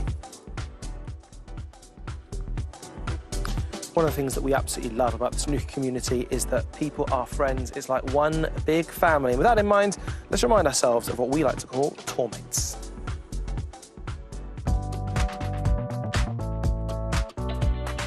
Well, I won't go with myself. I'd say Neil Robertson. Sean Murphy. Probably Karen Wilson or Sean, maybe. Well, everyone says Neil Robertson's the best long potter on tour, when in fact it's me. Myself. Myself or Higgins? John Higgins. I know who the worst is, and that is yours truly. We have to say, I think every civilised person on the planet agrees that it's John Higgins. Probably Stephen Maguire, maybe? That one I'll go with me. Well, I think he's late for everything, and that would be Neil Robertson. Possibly Robertson. Not only is he late, he sometimes goes to the wrong venue. Barry Hawkins, Mark Williams. Matt Selt's quite funny. It's me. Probably Ronnie, I'd say, because you're always guaranteed to have a brilliant crowd no matter what, and the atmosphere is always great, and he's the ultimate challenge in the sport. O'Sullivan for me, because for obvious reasons, the greatest player to play our game, and I see it as a challenge every time I play him, so I enjoy that challenge. I always look forward to a game against O'Sullivan, having, being the best player of all time. It's the biggest challenge that a snooker player can face. I love playing Sean. I think he's got a special way of walking around the table and nice technique. Probably Matthew Sell. Probably Hawkins. I remember one night in Thailand was quite nice with Ricky Walden, Tom Ford and Steve Maguire. My good friend Mark Allen and I, we've been known to sink a few, especially if United are on. Probably Selby. We use the term you have to scrape him off the practice table, and that's the jester from Leicester, Mark Selby. Well, I mean, if I could have more than 2.5 hours a day, then probably me. Probably me and Judd. Probably Judd. Probably have to say Judd Trump. I think you have to look no further than the Rocket. Selby, I've heard. Michael Holt. Joe Perry. I think there's a rumour going round that Ryan Day is tighter than 2 coats of paint. A fight with? Probably Stephen Maguire. He looks like he can handle himself. Stephen Maguire. Maybe Ryan Day. He's got like these massive fists, so I wouldn't like to cop a whack with one of those. Maybe Jack Lazowski. Well, he's in his 40s. He bleaches his hair on a regular basis. Neil Robertson. Possibly Murphy. I suppose he always looks immaculate and obviously presents himself great for the sport. Liam Highfield, but yeah, I think he's quite busy with his looks. Maybe Joe Perry, because he wakes up so early in the morning, so he's likely to wake you up as well. Well, he's not on the tour. He's one of the Republic of Ireland's most decorated players as an amateur. He's my PA, Robert Murphy. Can't share a room with him. Possibly Dominic Dale. I get on great with Dominic, but I'm sure he'd just speak to me about watches and cues. How do you feel about the bow tie? Yeah, I don't mind playing Is it it. restrictive at all? No, it's not restrictive for me. But equally, if someone doesn't want to wear one, I haven't got an issue with that either. Should it be optional? Yeah, I don't see no reason why not. No, yeah. And all the kits that you play, obviously the home nations are different. You've got the Masters, the tie in the afternoon and bow tie in the evening. Yeah. What's your favourite thing to wear? If you're to choose your outfit as a snooker player, what would you like to wear? I like wearing a waistcoat and bow tie, yeah. It's horrible. I mean, just get rid of it, please.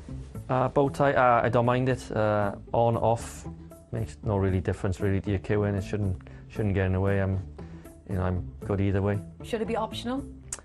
I think it should be in certain events, yeah, definitely. I don't mind it, but I mean, I'm for just moving with the times, you know. The free Triple Crown event for me should be still traditional look, like waistcoat, bow tie, like the Worlds, UK and the Masters. And then all the other tournaments for me, I'd dress it down and just have like trousers and just like a polo shirt. Very similar to what we had in the Champion of Champions. I like it. Do you feel it restrictive at all?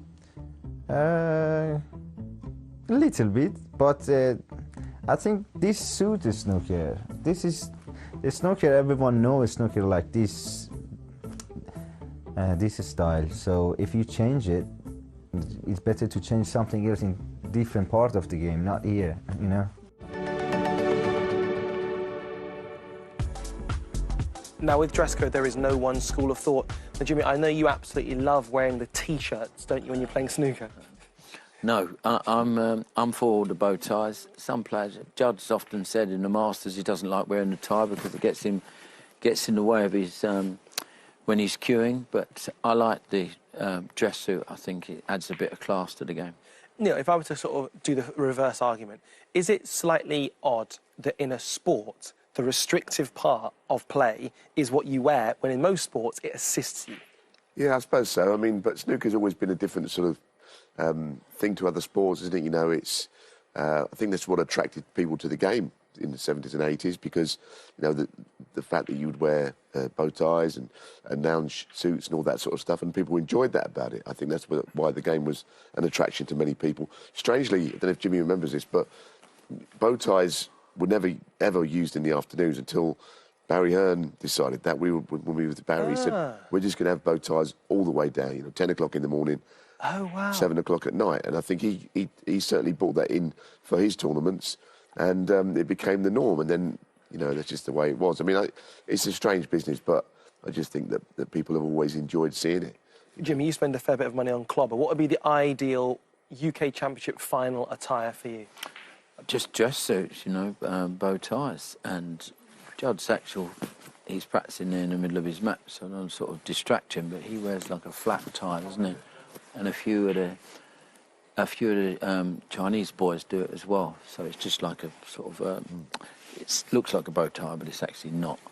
But some of the players have a doctor's note. Tom Ford, Stephen Maguire, they don't wear bow ties because they have a condition, or maybe they just don't want to wear them. But Alex Higgins was one, wasn't he? Higgins never used to wear them. Ripped the tie off straight away. Yeah, but no, I think you should always keep the dress suit. You know, keep a bit of class to the game. I agree with that. Just behind us here, by the way, Judd's been given a 1-minute warning. That was about 30 seconds ago. So the play will begin again imminently.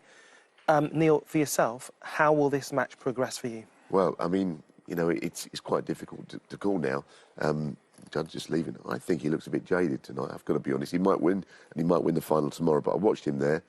We're privy to it, so you can't say too much, but I just think he looks a little bit like he's lost in his cutting edge tonight, but he's good at getting it back. I don't think he's well. You know, I think he is like still suffering, but that's in them 4 frames. No disrespect to Ding, that's the worst I've seen Trump play for quite some time. Yeah. But you know, who knows? He can go out there and win 4 frames on spin.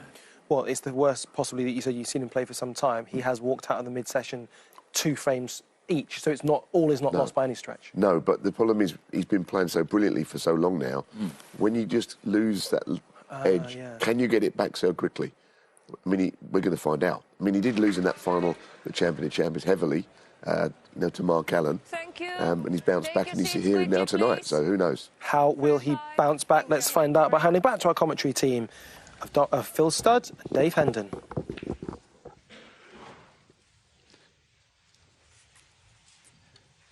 Yeah, myself and Dominic are looking forward to the second half of this match. I think Judd Trump hasn't been at his brilliant best, but he's dug in really well. Played some good safety, and Ding was delighted, of course, to get in with that chance to win the last frame.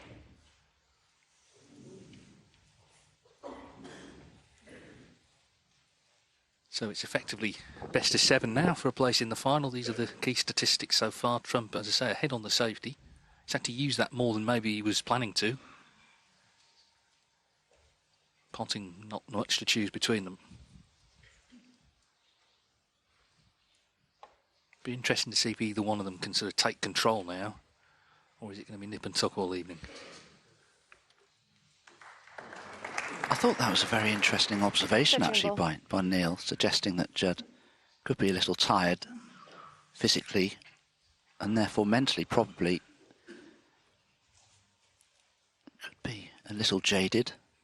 He's played a lot of snooker, and it's not nice when you have to play big matches, important matches, when you're not feeling at your best.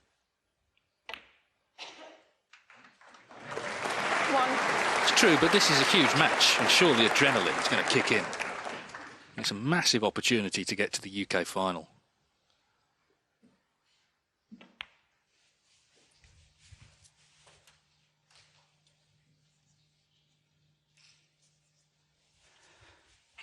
Well, earlier this afternoon we saw Ronnie O'Sullivan reach the final by winning 4 successive frames. I just wonder if Judd could do it here, because I think he has a lot more to offer this evening. Made 3 breaks of 30-something, plus 1 break of 50. 9. He's played that very nicely. He can cannon the 2 reds above the black now into potable positions.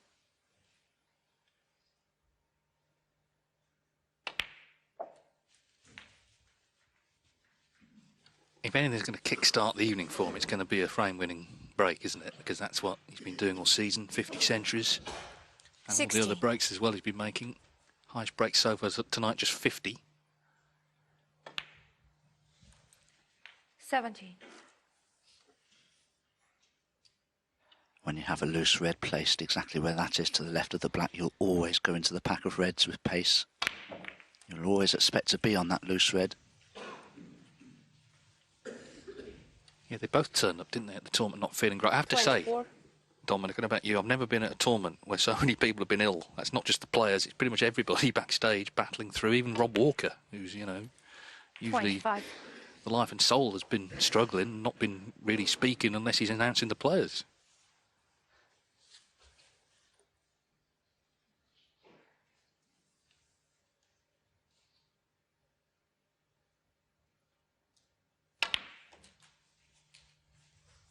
Yes, everybody seems to be struck down with the same malady. I mean, I've been bunged up for a couple of days, but fortunately for me anyway, I'm a lot better now.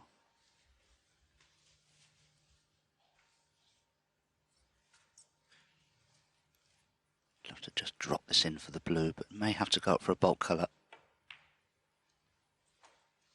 33.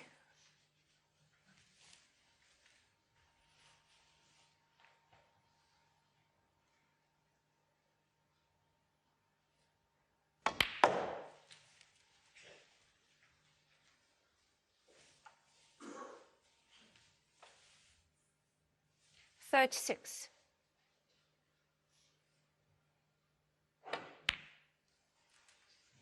$37.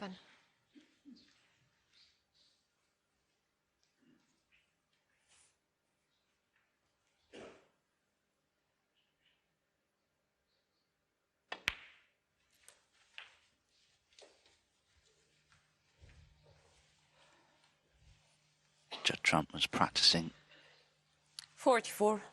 during the mid-session interval, just trying to keep some momentum in his play. I see a lot of players doing that now, more than ever before actually. Spend a lot of time on the practice table, and literally a minute before they go out to play their match. Yeah, and what we've already seen this season is he doesn't just settle for, you know, 5 finals when there's a 6th there for the taking. You know, he won those 3 on the spin. They were all in different parts of the world. 53. It was question mark, would he go to Wuhan after the English Open? He did, he won it, he came back, he won in Belfast.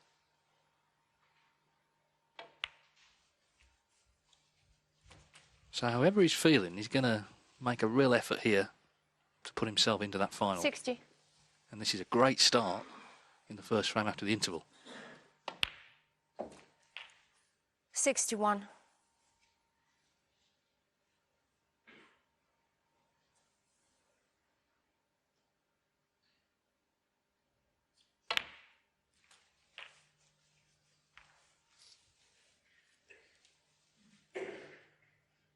It's red, and Ding needs a snooker.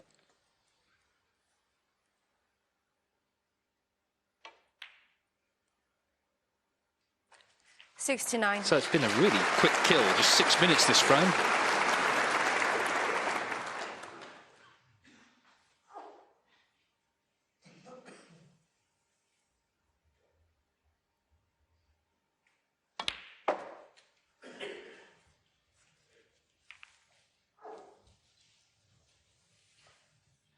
Very nice. 73.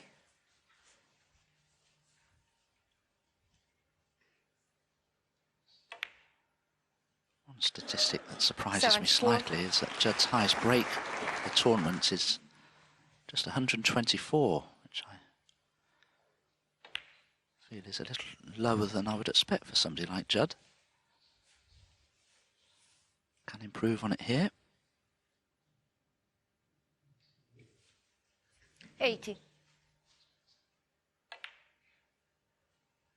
81.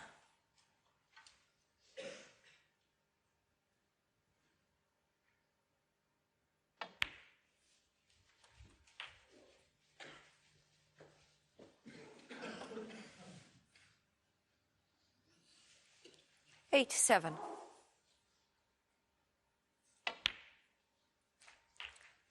88.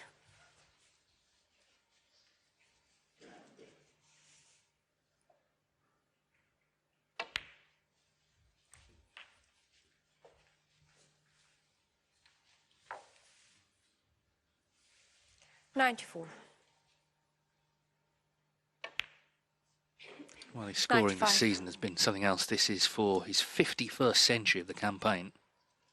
It's more than anyone made last season on tour. 102. So Judd Trump has really hit the ground running as the players 103. return for the second half. We saw him on the practice table looking to change things up. That's exactly what he's done.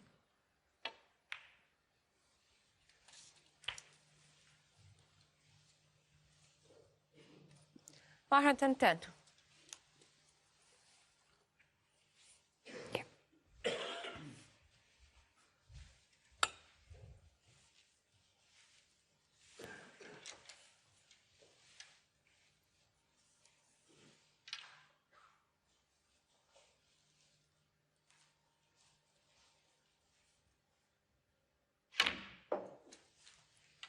Thank you. 112. Well, that's a shot you'd really struggle to play at home on your club tables with the older cloths. 115. So as you can see, 137 available. 119. This is 5th century of the tournament. 124.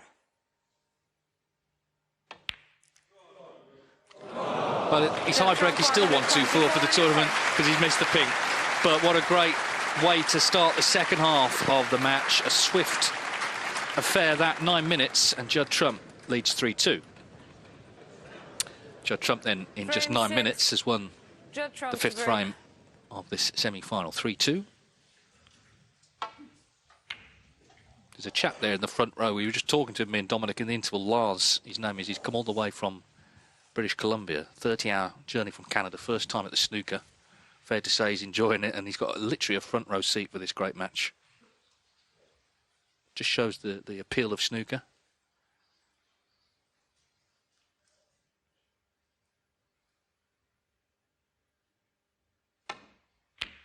Yeah, not a good break-off, was it? And a lovely kiss that for Ding. Well, this match is suddenly changing in terms of the style. We've seen Trump take a frame out in one visit. Can Ding do the same? Well, I'll wager Ding had no intention of cannoning the red there. I think he tried to come around the back of them. It worked out beautifully.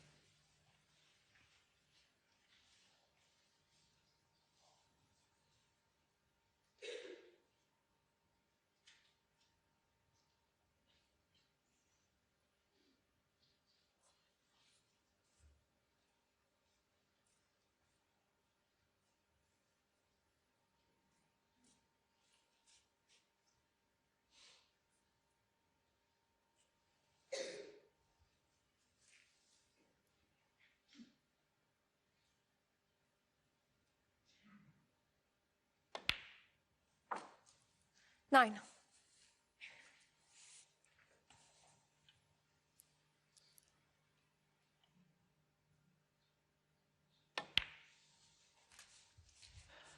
Not entirely sure if the pink spot is available. No, it isn't, so our referee, Desislava Bozhilova, is replacing it behind the pack of reds, basically as close as possible to its own spot, because it has to be in line with the spots, as it were, in the middle of the table. It must be placed as close to that red as possible, but without touching it. 15.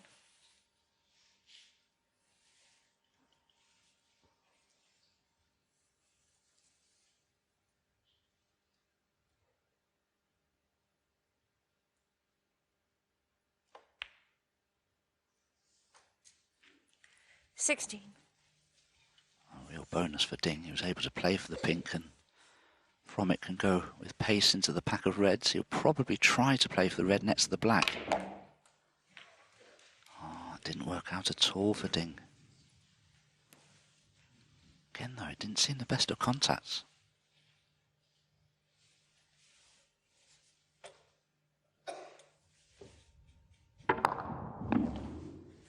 Wow, you can see the cue ball kicked backwards there. I don't think I've ever seen such an occurrence before.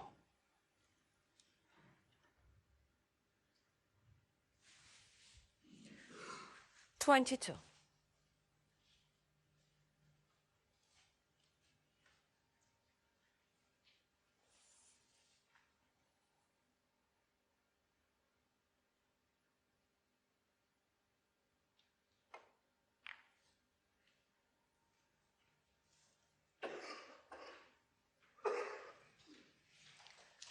Ding Junhui, 22.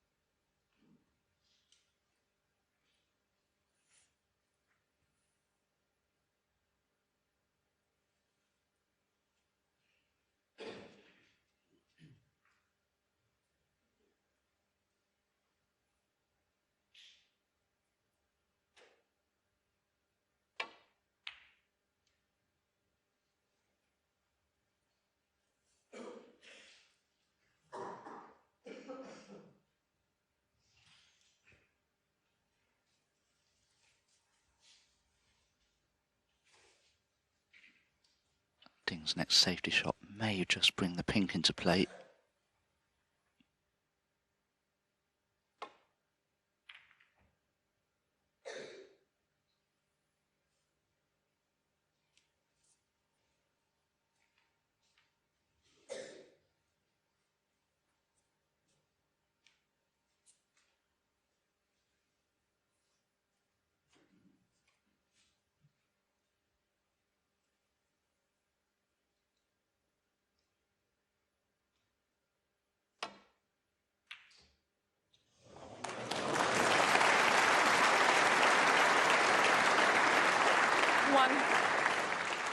That's a very impressive cutback from Judd. Very, very fine cut this. He could have had more fortuitous kiss to the green.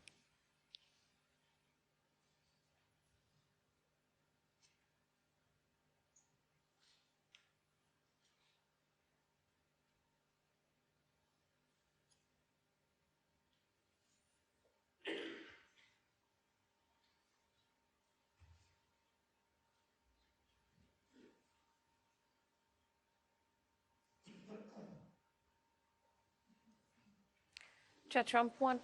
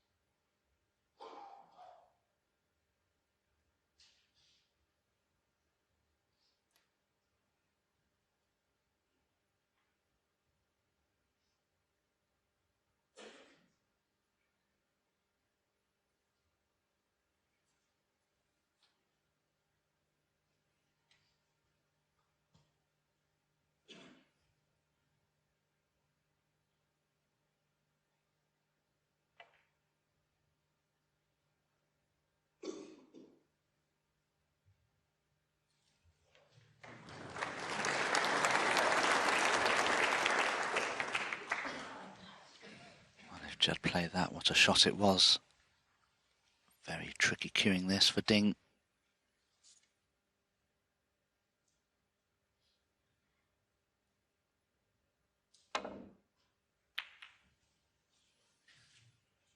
Oh, that's quite brilliant from there. And he's very unfortunate to have left this red.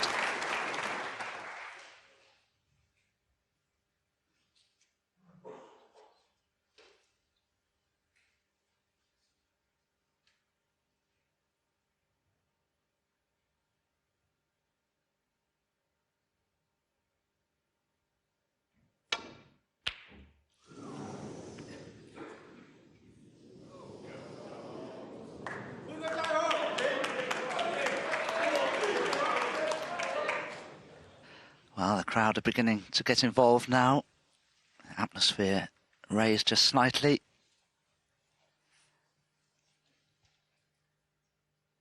They'd love to see a nail-biting conclusion to this match. At the moment, there's every chance of the audience experiencing just that.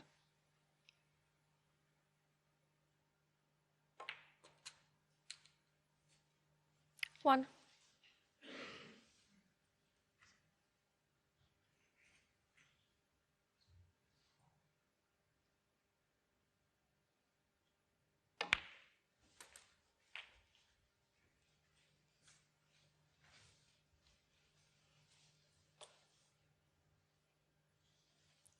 Eight.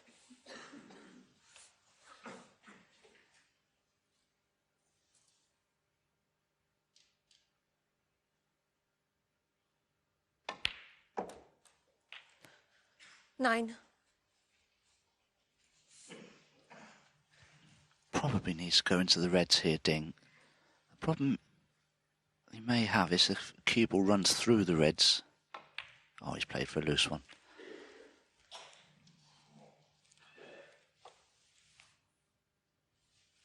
Don't 14. think there's anything on after this. This may well be the remaining loose red that Ding can play for and has played for.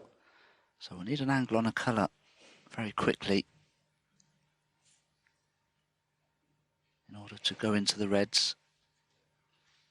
36 points the lead, so still needs a good 3 or 4 more reds with colours at least.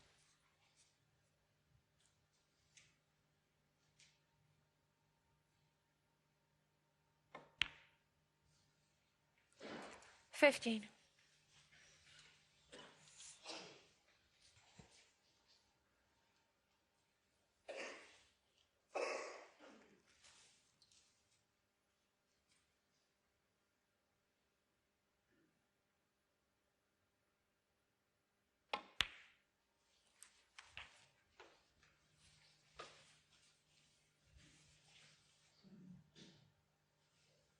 $22.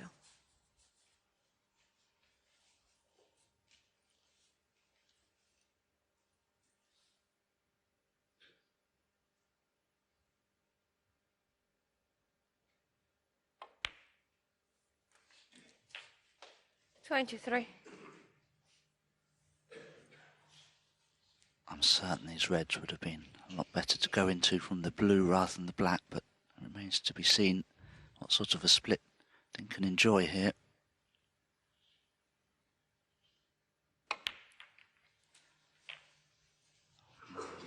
Not really a good one. 30.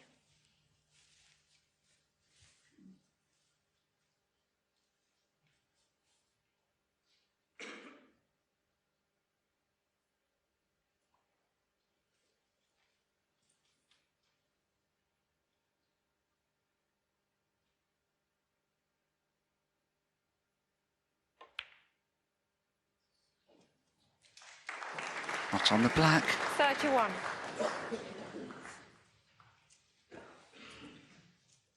No, just these little things are going wrong, aren't they? Had he gone on the black there, surely it would have been his frame.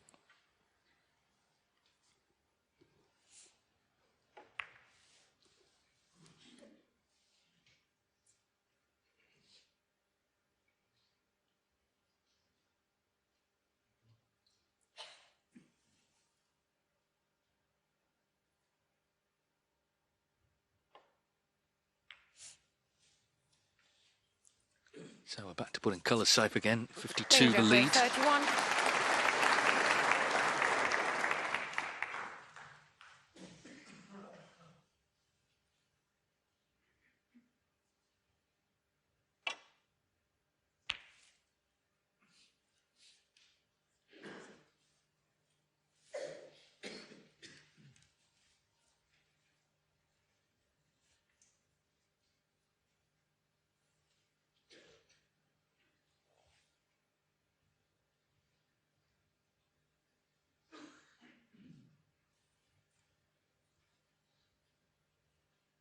Ding could certainly take a pot on here. There's a red into the green pocket, one into the right centre. It doesn't necessarily have to play for a colour if it's too risky.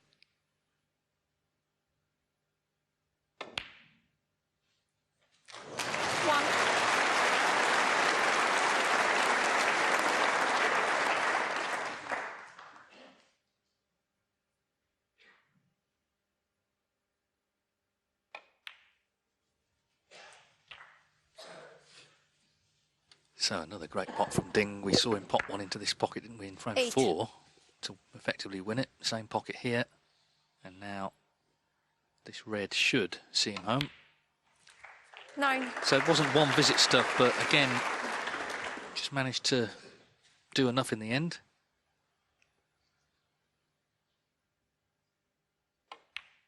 Remember the head-to-head between them coming in very close. 7-6, in fact, on the aggregate frames between them were only 5 difference. 16. Trump in front by 5, so it's been closely fought, this rivalry, over the years. Obviously, Trump has enjoyed more success 7. overall, but when they played each other, it's always been hard to call, I think, Ding against Trump. Remains so tonight.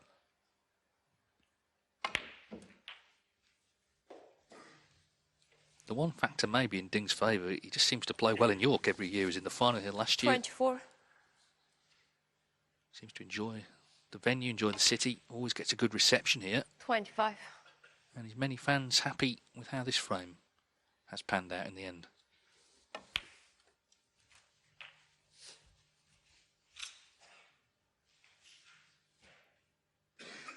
$32.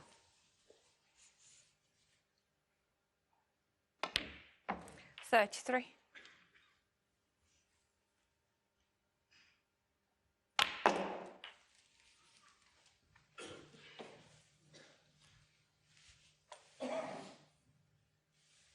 39.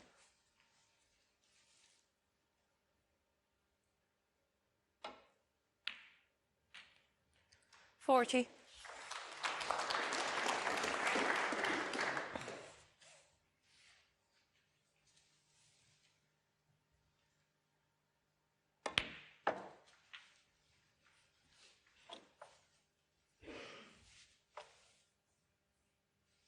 44. 46.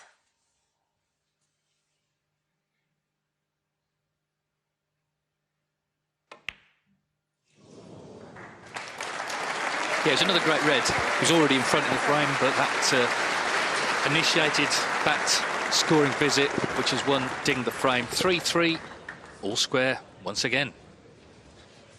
Frame 7. Ding Junhui to break. So Trump looked like he was making a move, but he's been pegged back. 3 each.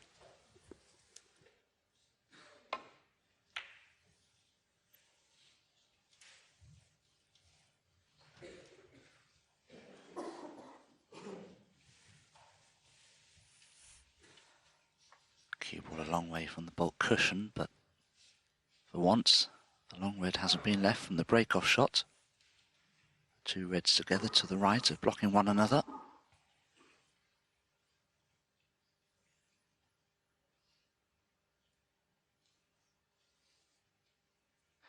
I'm looking at that line of reds to the right of the main bunch there.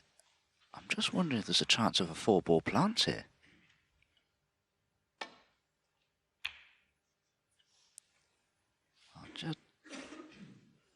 I felt did have a quick look at them, so obviously they're not there. But once again, it's caught a bolt colour with the safety.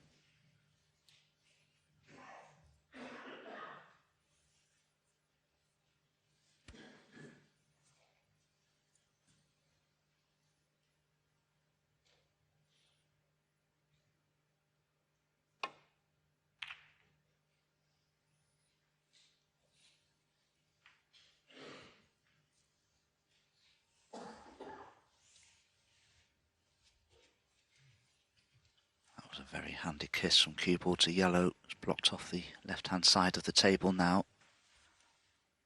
Judd can't do much with this.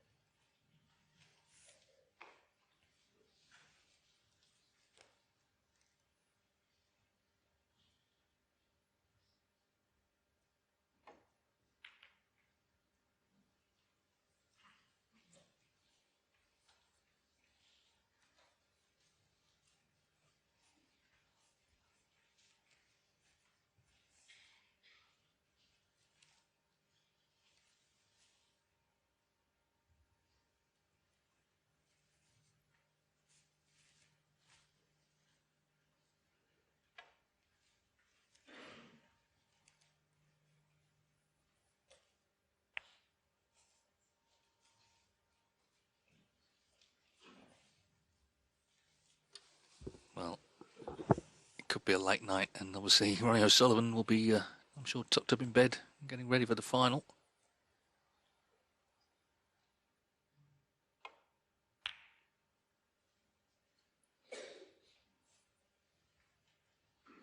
But we've seen at the World Championship many times, the player who has a late Saturday night and you think can't possibly recover, comes out absolutely firing. The final is the final. It'll be a great occasion tomorrow. Whoever does come through here.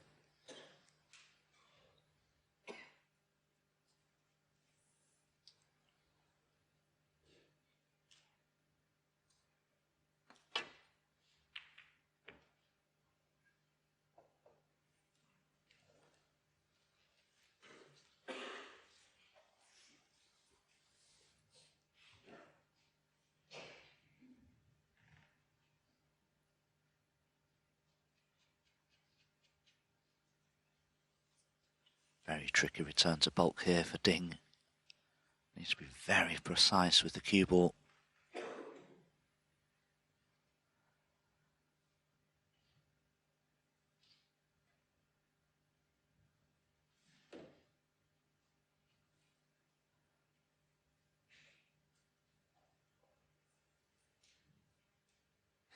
Yeah, that's the view from the audience, and you can see it's pretty intense in there. The forbidding silence of the snooker arena.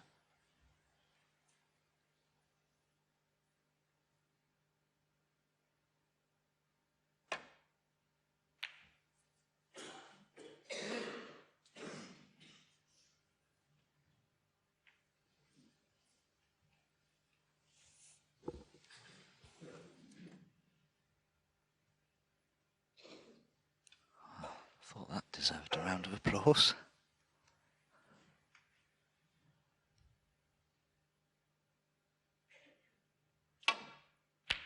Oh, but that certainly does. What a great pot from Judd Trump, and what a cannon from the back of the pack to the black. He's on it.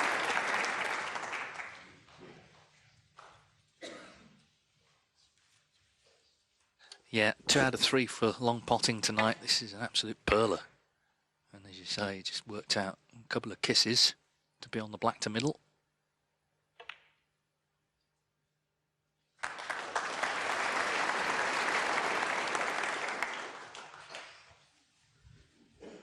He is a one-off trump, just the way he plays, kind of his action, everything about him. He's been known about for a long, long time. When he was 7 or 8, you know, he was a big noise in Bristol in junior comps, and then started travelling with his dad. Steve would take him and his brother to Leicester and other parts of Britain. His sort of legend grew while he was still very much in short trousers. He won the English national under-15 title when he was 10. He won the Pontins Open in Prestatyn when he was 13. So even before he turned pro, we knew about him. But then, of course, you have to step up. And it's not easy. He did find it hard at first against some of the real tough match players. But, well, clearly he's now got himself to the very top of the tree.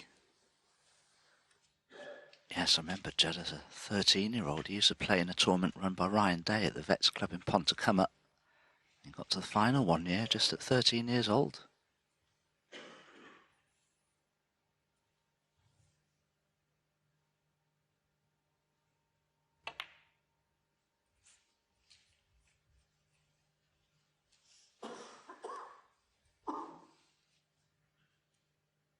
$16.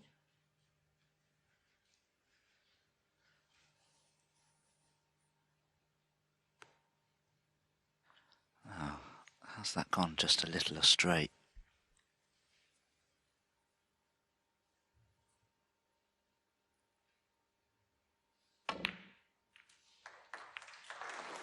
$17.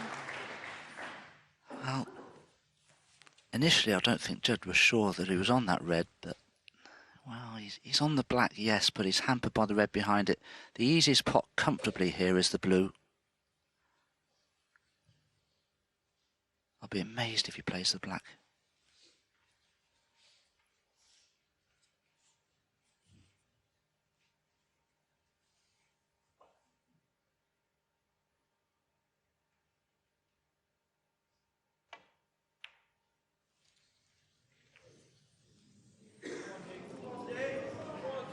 Judd Trump, 17. Wow. Did Judd not look at the blue? I mean, he's an amazing potter, Judd. He wouldn't have been hampered. It was a straight pot. It clearly went past the yellow.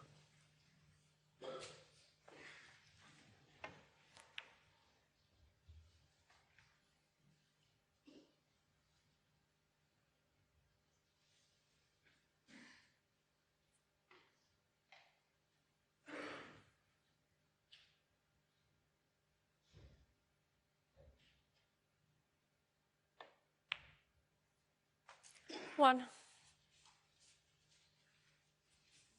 Of course, we also knew about Ding from a very young age. He was a wild card in the China Open 2002. Mark Selby actually was a teenager at the time, beat him. Ding just 14 then.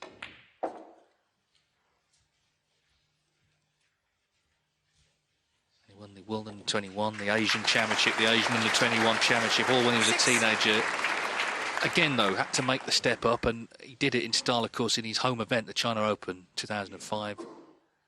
Beat Stephen Hendry in the final, sparked the boom in China that everyone now is still benefiting from. That was the day that did it, literally the day.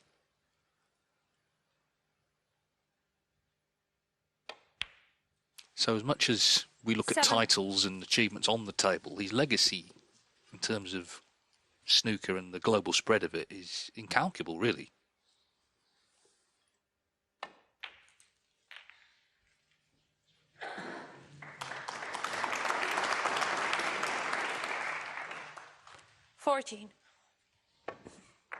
Saw the cue ball just arc off that side cushion there into the reds.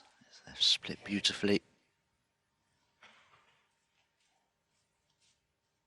Red closest to the pink certainly pots into the right centre in the left corner.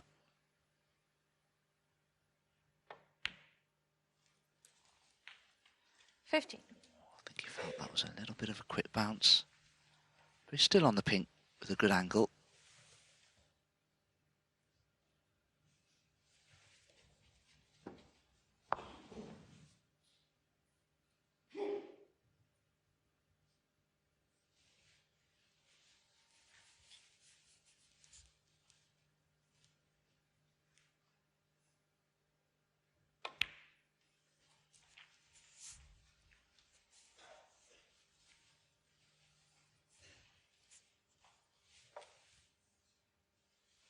$21.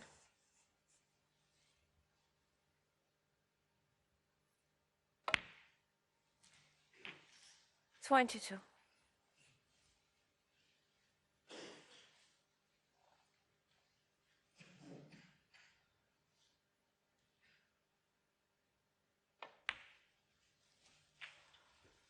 Ding hasn't had the lead in this match since winning the opening frame with that break of 60. It's an opportunity for him to take the lead for the first time since then.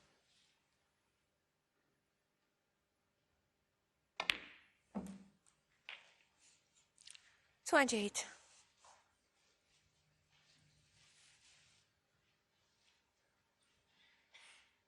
Yeah, and Trump in frame one, as you say, Ding won Mr. Black, didn't he, to that same left corner when he was in and looking good. 33.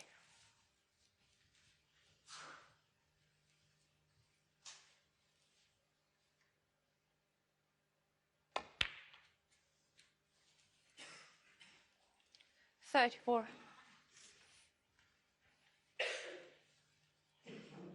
Wanted to be straight on the blue, just to stun down for the red next to the pink spot. Can't do that now.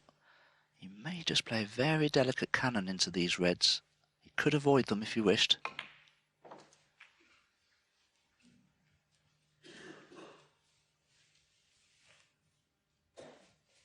$39.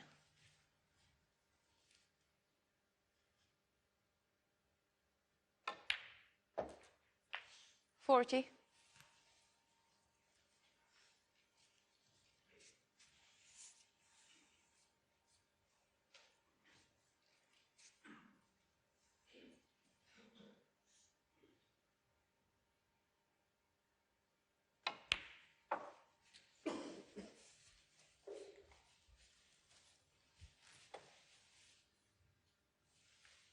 45.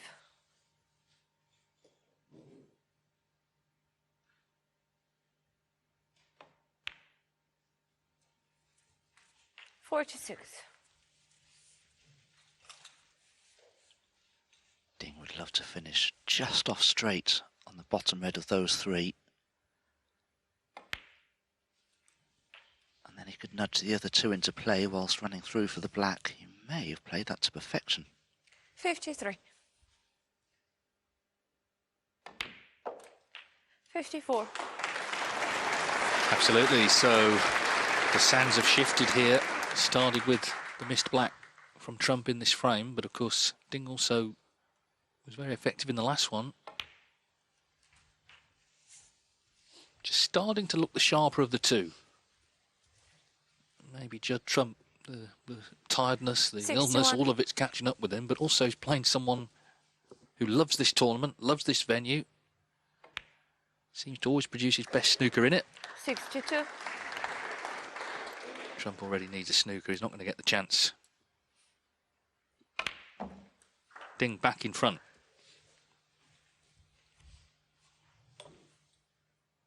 69. 70.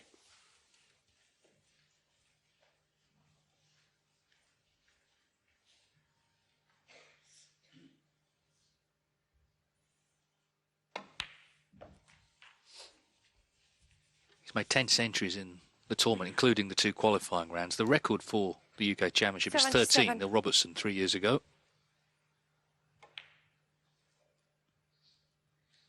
78. And that was played under the flat draw, so there were more matches than at the venue now.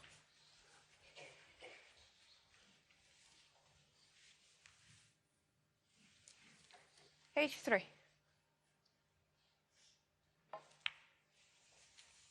85.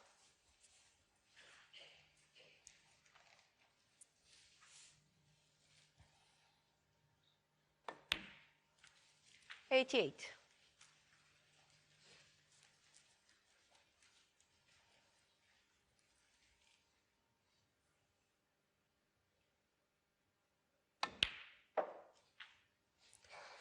92.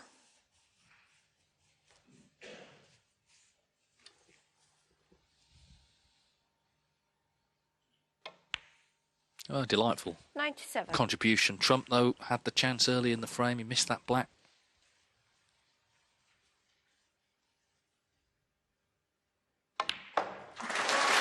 Ding makes his first century of the night. His 11th of the tournament.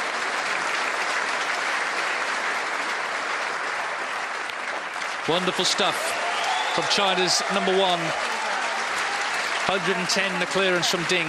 He leads for the first time since he won the opening frame at 4-3. Thank you. Frame 8. Judd Trump to break. Well, lots of support for both players from this crowd, but they certainly enjoyed Ding's century there. 110 to lead 4-3. There's never been more than a frame in it. Let's see if that changes here. Well, that's certainly not the break-off shot that Judd was looking for. Long red on for Ding. He can take the cue ball off this top cushion between the black and the red.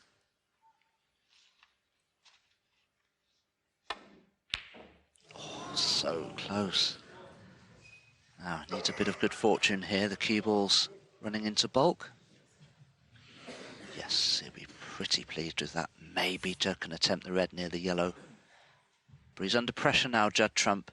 It's been a little while since he's been under this sort of pressure. Of course, in his quarter-final match, he raced into a 5-1 lead against Mark Selby, who then rallied a little to bring the scores back to 5-3.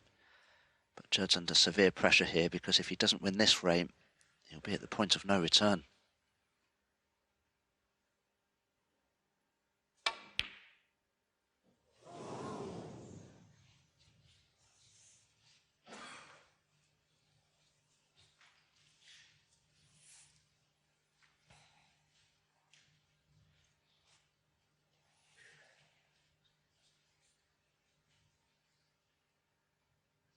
Yeah, the graphic there, that refers to centuries at the venue. But Ding, you know, this tournament didn't start in York, it started in Leicester. And Ding had made a couple there as well. 3, in fact. We had 80 centuries in the qualifying, very high standard there. Of course, the top 16, they did start here in York a week ago today. That's why Zhu Se is going to win the high break prize unless someone else makes a maximum, because it counts for the whole tournament. He made 147 in qualifying, 15,000.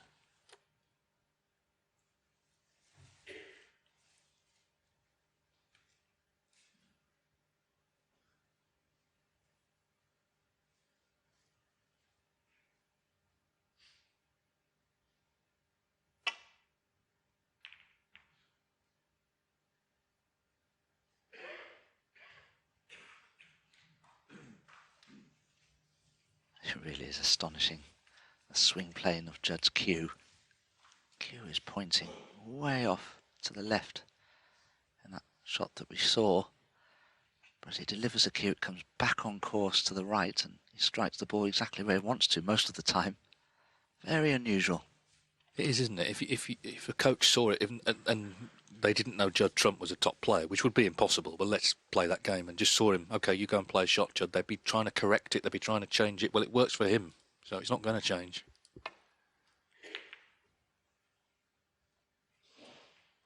And then, Dave, you have Ding here, who conversely is the straightest cueist you'll ever see in your life.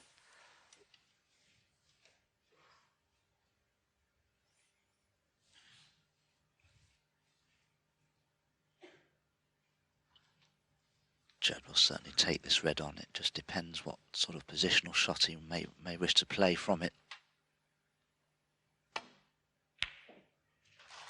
Oh, good pop, but where's the cue ball? 1. Oh, he'll take that.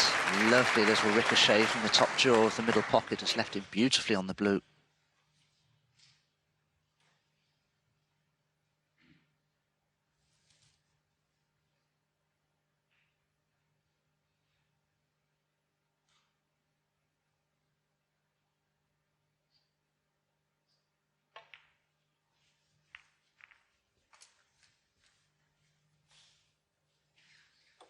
I don't think he's on his intended red here to the right corner. 6.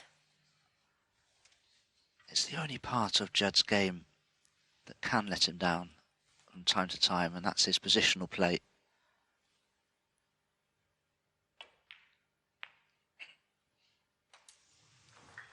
Seven.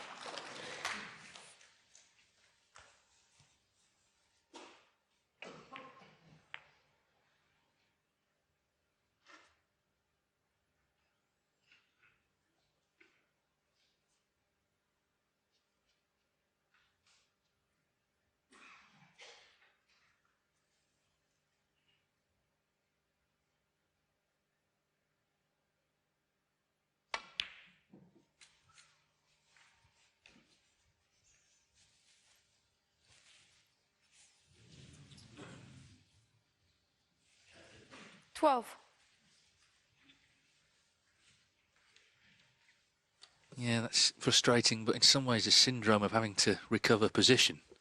Cue ball sort of travelling further than you would have liked initially.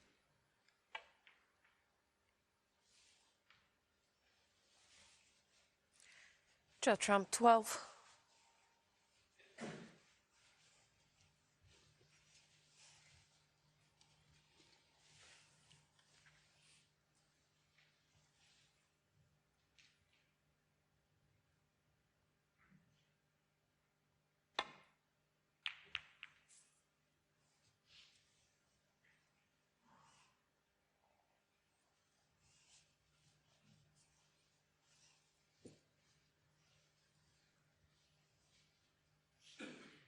Is Judd steeling himself in readiness to attempt this very difficult long red?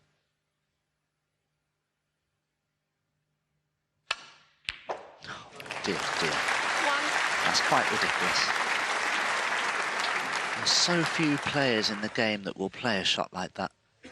and expect to get them, and I think Judd does have to expect to pot those. And now he has a chance. He has an angle on the brown if he wishes, as we have another look at this. Kept his head as still as he probably can with a shot like that.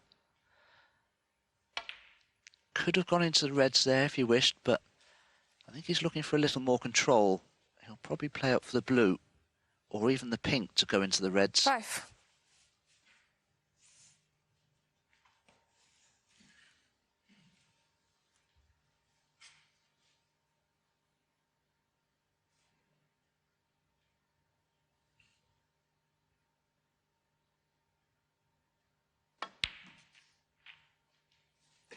Six.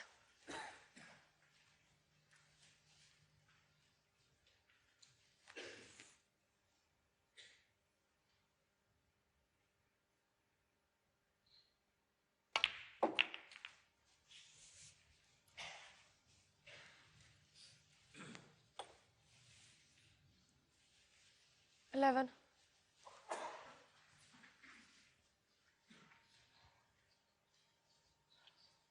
There's not much room here.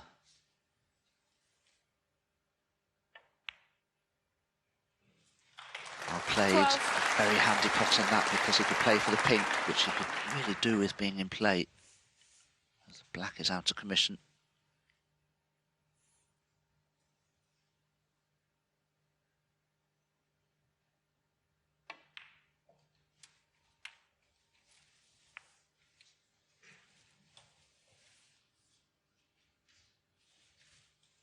$18.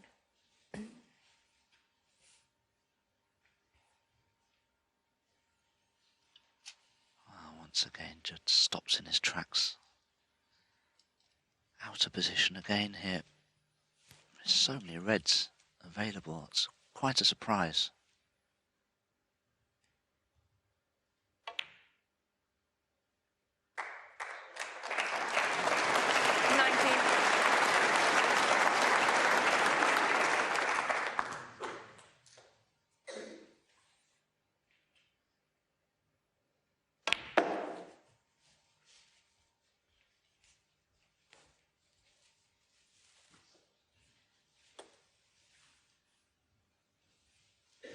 $24. Well, so many open reds. I mean, he would have been cursed not to land on something there. It's been a bit of an adventure, this.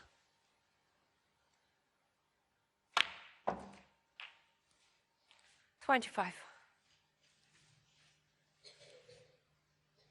Yeah, not under tight control, is it, that cue ball? You've got to say.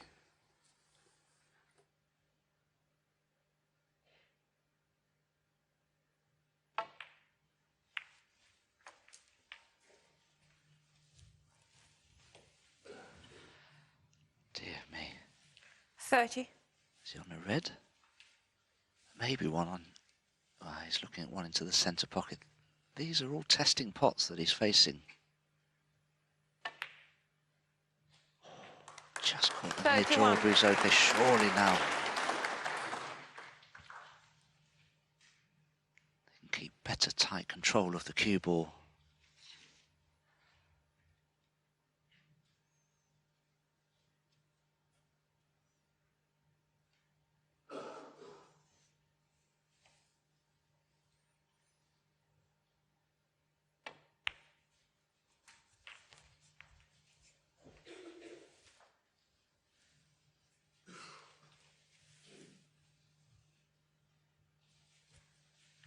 $37. So he's not been plain sailing this, but he's still edging towards 4-4.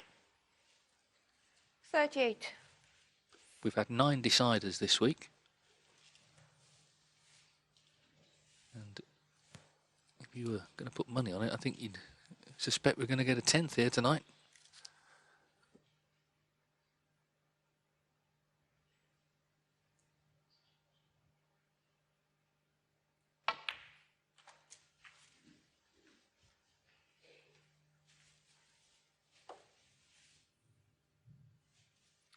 $43.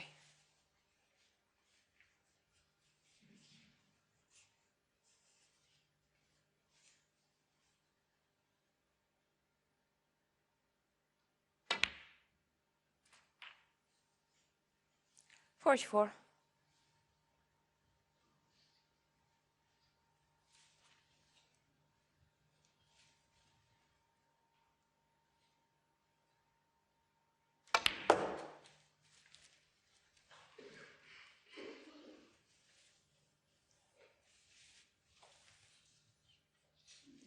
47.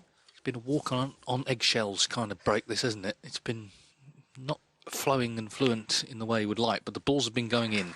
And that one should make it 4-4.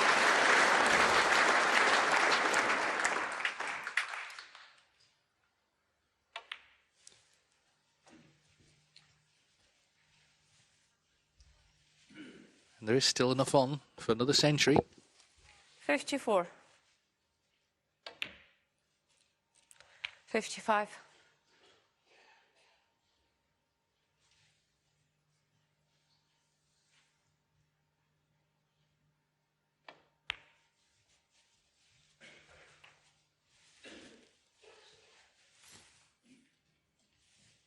61.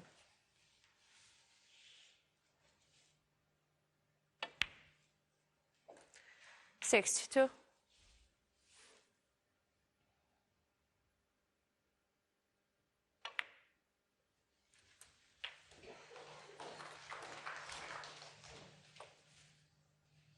69.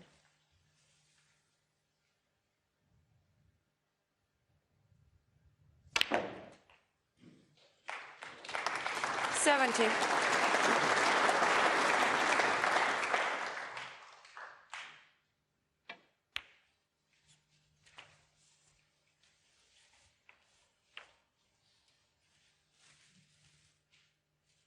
77.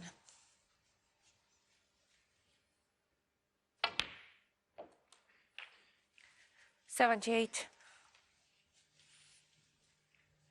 So now, every chance to make this century.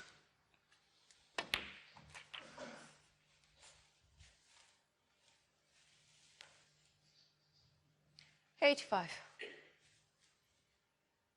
Ding, of course, made one in the last frame. 87.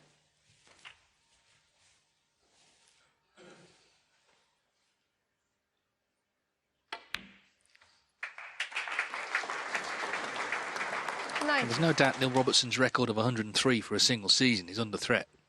Trump here closing in on number 52 94. for this campaign.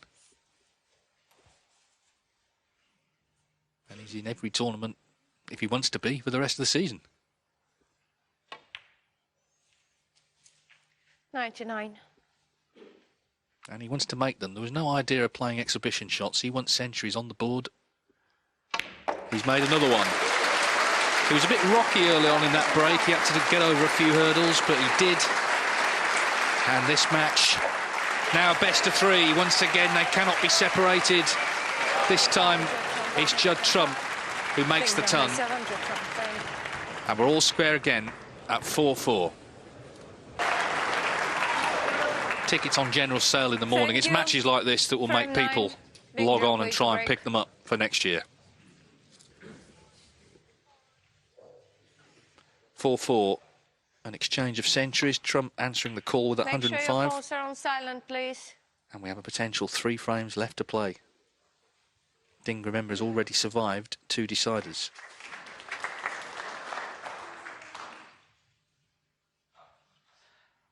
Well, similar long red has been left on here for Judd Trump to one that he potted in the previous frame. The difference is, though, the cue ball is only an inch off the bulk cushion. So he can't do anything with the cue ball now in terms of swinging it around the angles towards bulk. So I think he's going to have to look for a safety hit.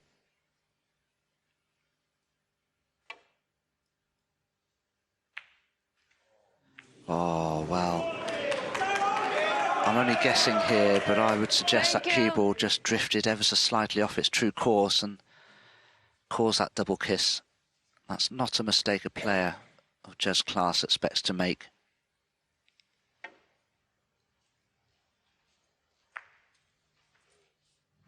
Yes, he's indicating with his cue that did turn slightly towards the pocket.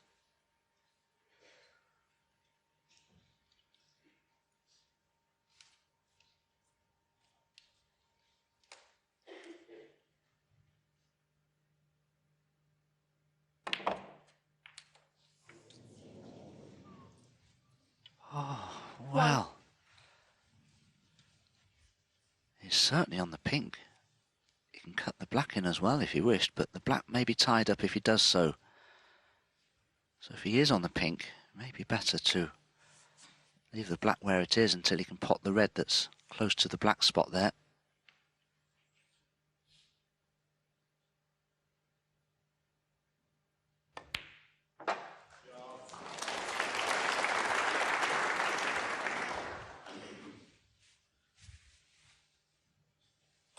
Oh, well, the pink spot's occupied. Did Ding not realise that? Had no choice anyway. He'd have had to play the pink or the black.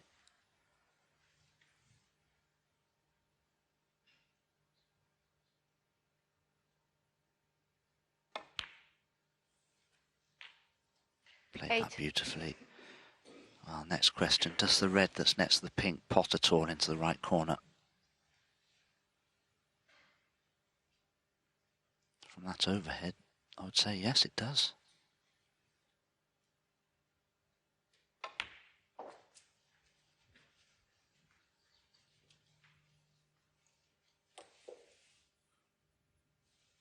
$13.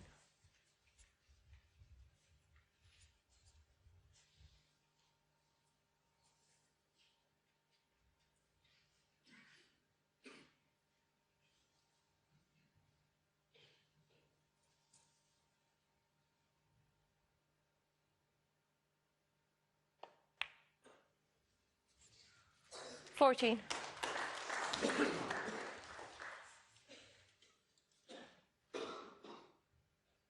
Certainly has the angle on the pink to go into the reds, unless there's something that pots somewhere, or a plant. Into the reds it was. Oh, look at the action on the cue ball, my goodness. Now that's worth a replay. Very rarely do you see a player play a shot that well. He's gone into the pack of reds, played it with a lot of left-hand side on the cue ball. Now look at the cue ball here, and it rebounds off the cushion. It goes back towards the reds. For decades, up until probably only 8 to 10 years ago, players started playing that shot that way.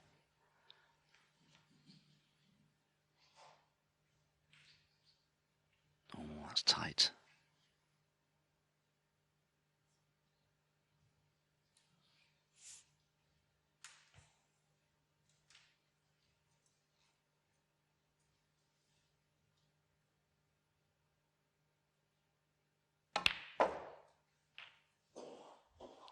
$21.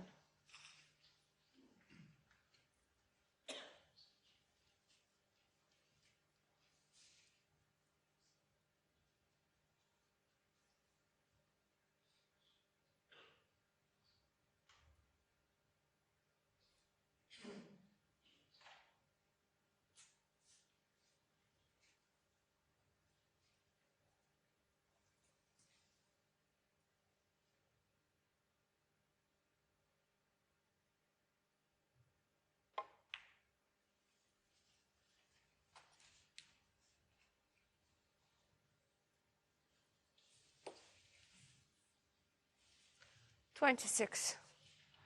Oh, Ding looking very displeased. I can only assume the red next to the black doesn't pot.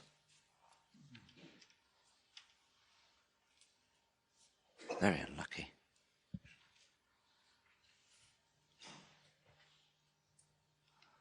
Is there a plant somewhere? No, the red by the black doesn't pot, but are those two reds a plant in the middle of that group there, behind the pink? I think there's a red just in the middle of those two that prevent the plant from being made. Very unlucky here, Ding, and this will be a big chance if you can just pot this red.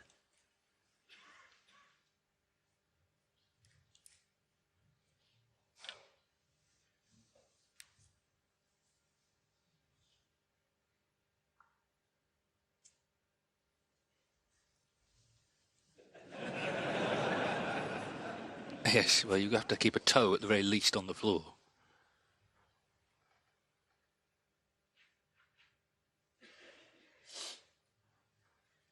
All the fun things to do on a Saturday night. I'm not sure this shot is on the list.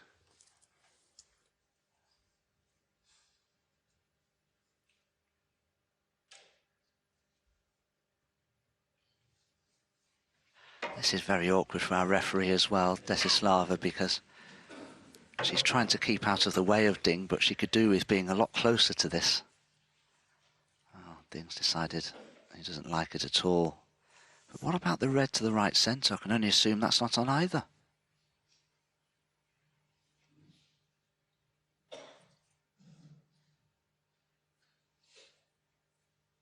If the red to the right centre were to be available, he could still play for the black from it. Let's have a look at this again. Ding is known for his ability as a positional player. He's very much like Steve Davis, the great player from the 80s and 90s. He was known for getting so close to the object ball, and Ding's in that mould, but he's just been very unlucky there. Had that cue ball stopped an inch shorter, there wouldn't be a problem. Well, back to plan A. With some encouragement from the audience. Settle down, please.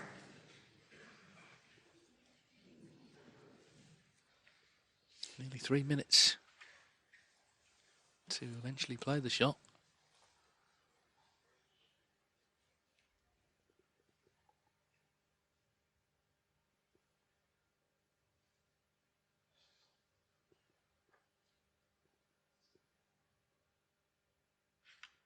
Oh dear, never liked it.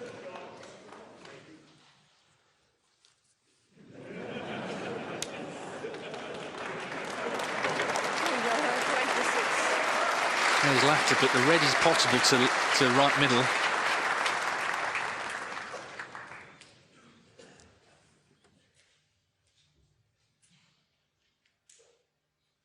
Oh, it's a shame. I feel sorry for Ding there. It was most unfortunate.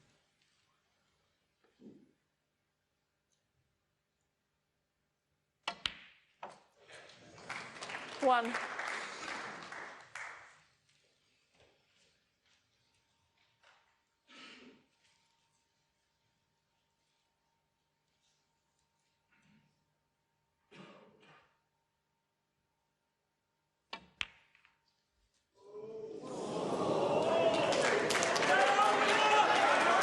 Well, that's what pressure does to a player. And Judd Trump is under pressure.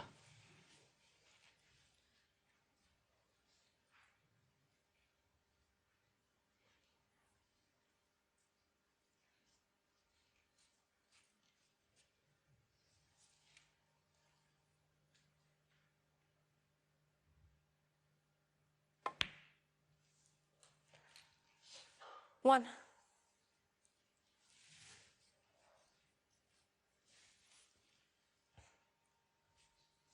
Ding looking at the black. I'd personally still prefer the blue here. The red that's in open play wouldn't be too difficult, but he does appear to be going in and out of bulk.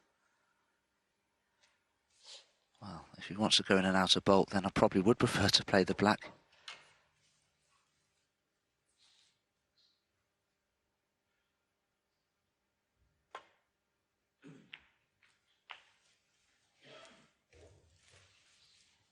Yeah, we're at a very tense phase now of the match. 4-4 in this race to 6. Big prize tomorrow to play O'Sullivan in the final. The chance to add to the haul of UK titles already have. Ding, of course, has won 3. Trump 1 so far. Yeah, pressure's on, isn't it? The pressure is on. Then Junhui. 8. Ding's cueing seemed to break down there. It was a terrible strike of the ball. Had that sort of double pause as well before striking the cue ball.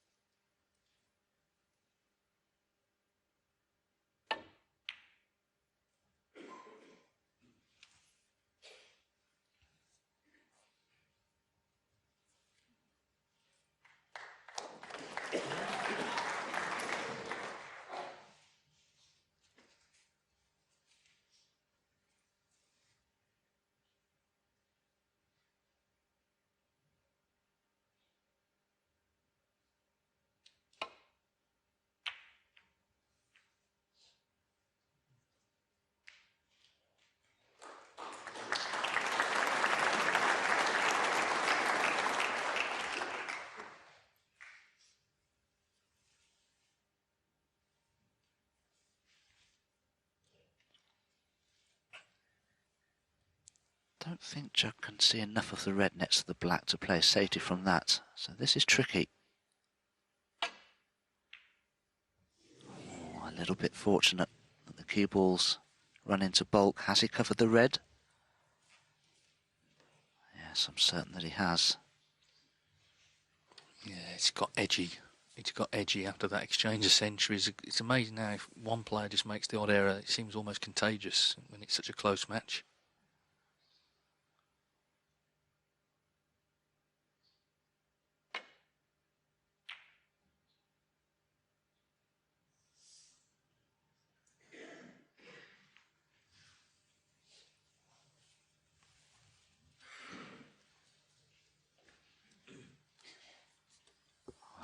Judd can pop both of those reds. Ding was unfortunate there. Just caught the jaw of the middle pocket. If Judd can see the red that's closest to the right corner, surely that's the one to play.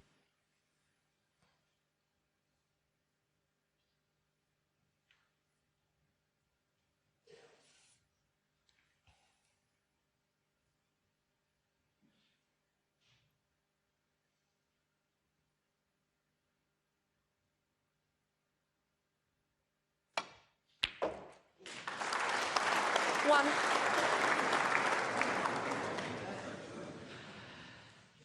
Oh, what on earth are we going to witness next? Look at that. Judd is snookered in all 6 colours. I just can't believe what happens sometimes. It's incredible. Have a look at this again. Lovely pot. Just flicks that red and somehow it's nestled against that one, and you can see what Judd thought of that. It's amazing, isn't it? And he can't play the black. He'd leave a red on. He has to try and make contact with the bulk colour here.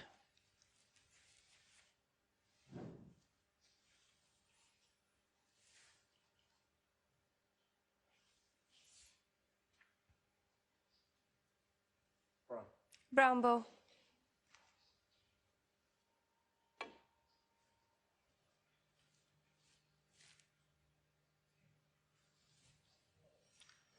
Foul. And a miss. Judd Trump 1, Ding Junhui 4.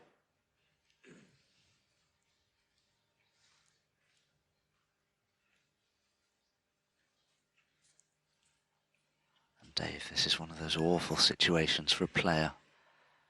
Ding doesn't really want to take that red on. He can't really put Judd back in. You can ask him to play again, but what if he plays the shot better and snookers him? Exactly. His hand's been forced. I mean, he could get the shot next time he'd be snookered. He could take the shot on and pot the red, so he's got to play it. Big shot.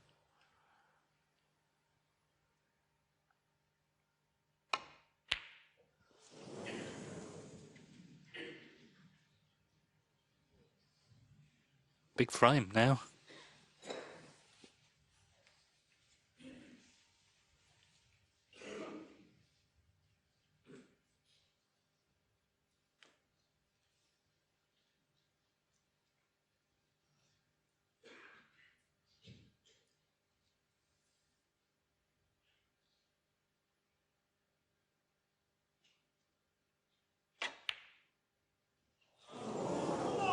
Oh, that red just caught the near jaw, and it was just played with enough pace to keep it out.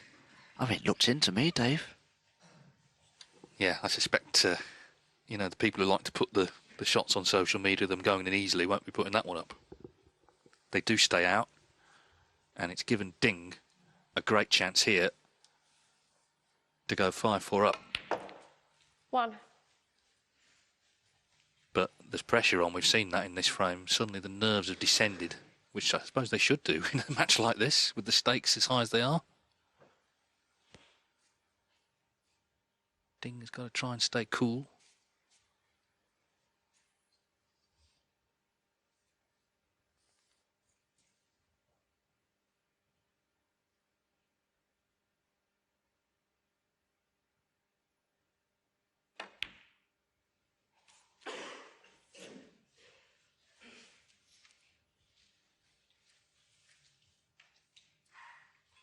Five.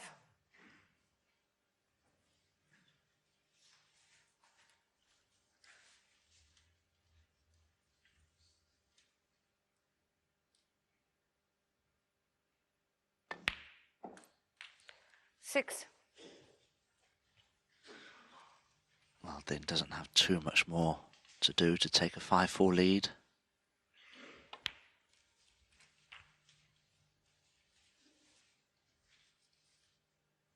Just a couple more reds and colours. 14. And it's worth saying his last victory over Trump was 7 years ago in another semi-final, the International Championship. That was a 2-session affair, 9-4. Of course, he's not had many meetings since, but he has lost the last 3. And in that period, of course, Trump, you know, has really pressed on in terms of 21. the number of trophies in his cabinet.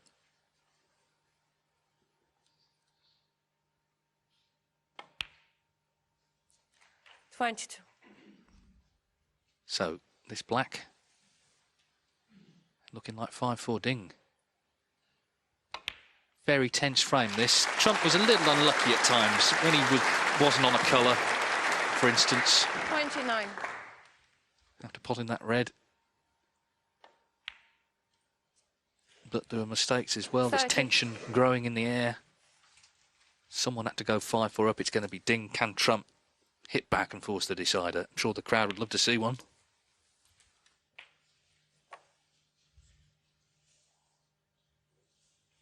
$37.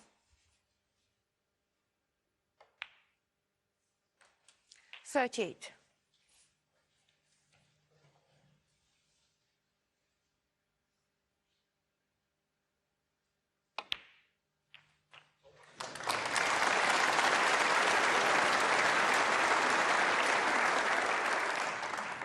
$45.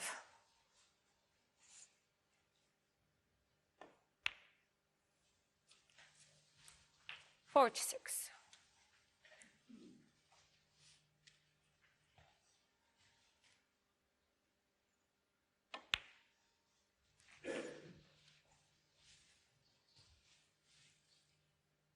53. 54. Well, nice here just to try and clear these and just release some of that tension that was clearly being felt by both earlier on in the frame.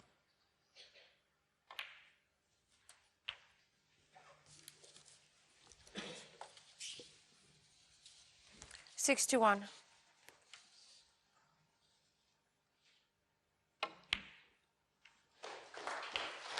63.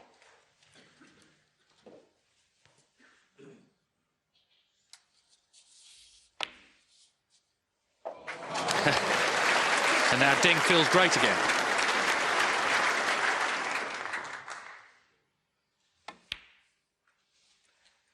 $70.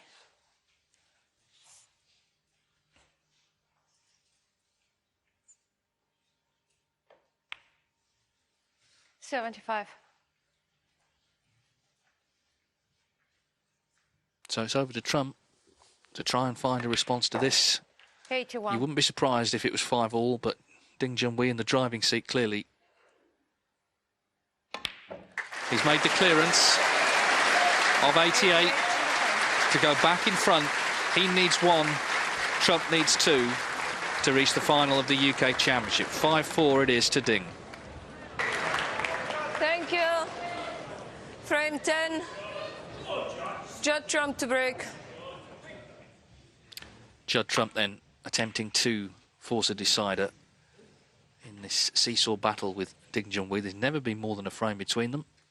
Ding eventually got in for 88 after quite a nervy start to frame 9. And here in frame 10, they're both getting plenty of support. Ding, of course, looking to get to the finish line. Trump to take us to 1 more frame.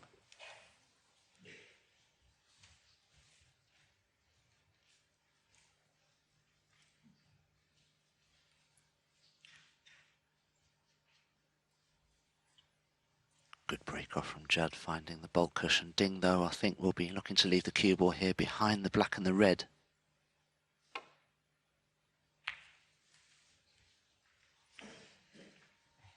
And sometimes a player's mindset can just change slightly in a situation like this. Ding may feel, being just 1 frame away from victory now, that he doesn't need necessarily to take any risks.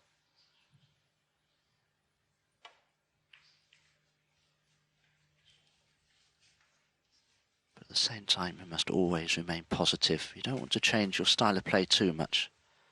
You've got to carry on in the same vein.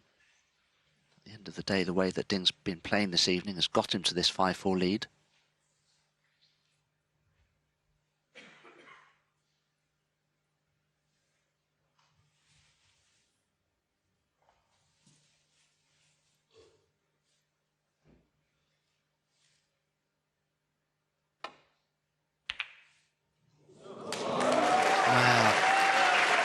From our overhead shot, from our commentary box here, always looked as though that red was going to go close, but I'm not sure Ding even looked at that.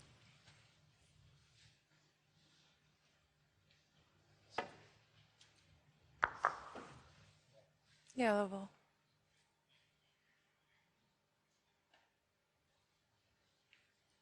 Ding 1.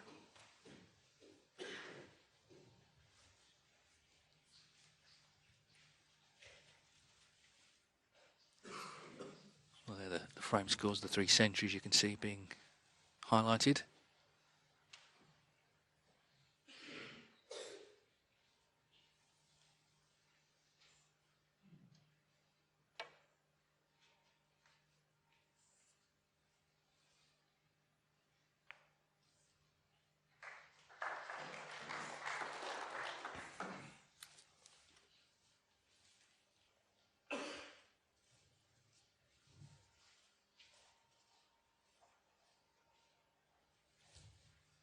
No problem for Ding to play a safety shot into bulk here, but he'll be very keen to hide that red that could be potable. That's near that left corner there.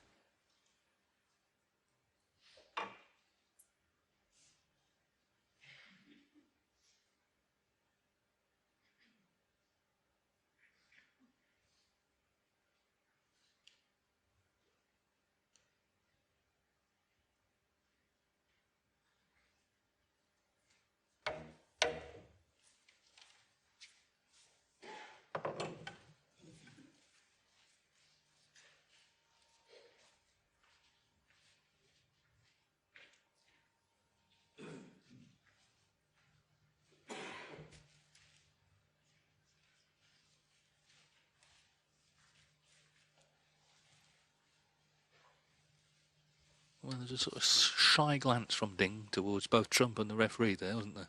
Wasn't returned.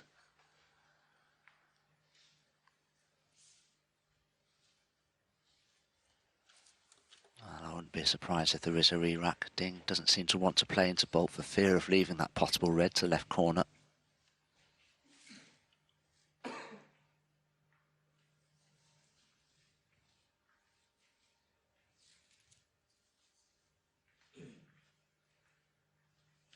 Because of the position of the pink, Judd can't play into bulk from here either.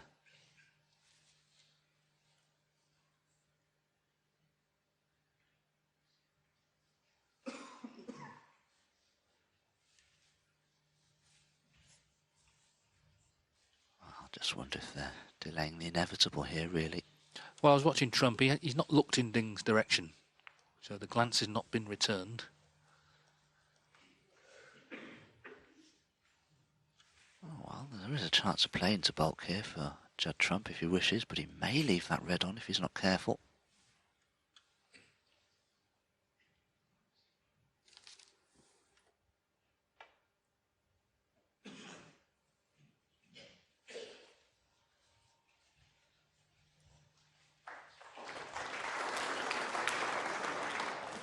He's taken a risk there for me, Judd, because Ding can play this red. The cue ball will be going around the back of the red and black.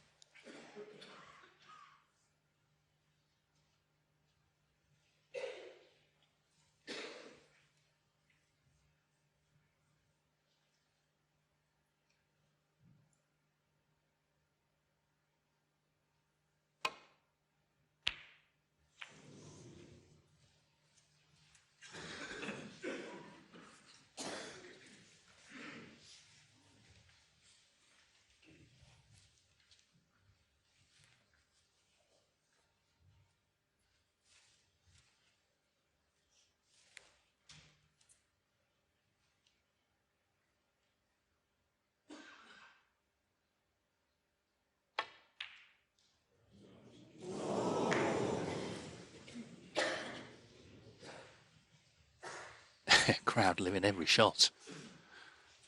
It always, I mean, this is a meeting that's always sort of produced the goods in whatever tournament they played in, and again, it always looked to be exciting. At times it hasn't been the highest quality, but that adds to the drama.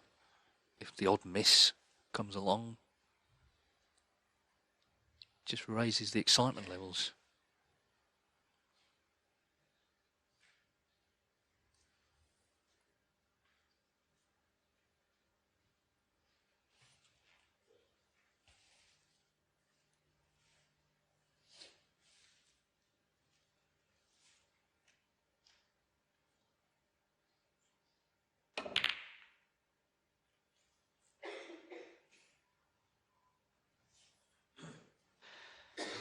Well, perhaps not the best shot from Ding there. There is a red that will pot into the left centre for Judd.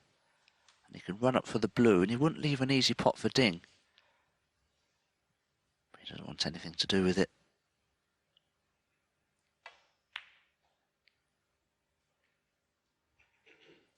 And that's why he knew one good safety shot could put Ding in a spot of bother.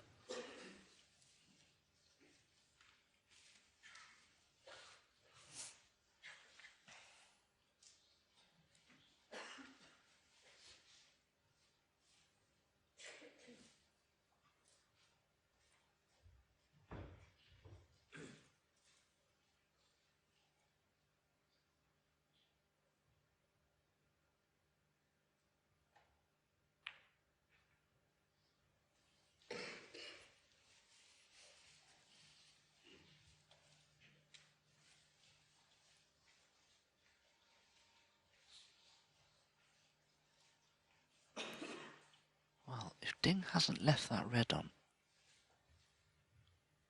it's only safe by probably a millimetre.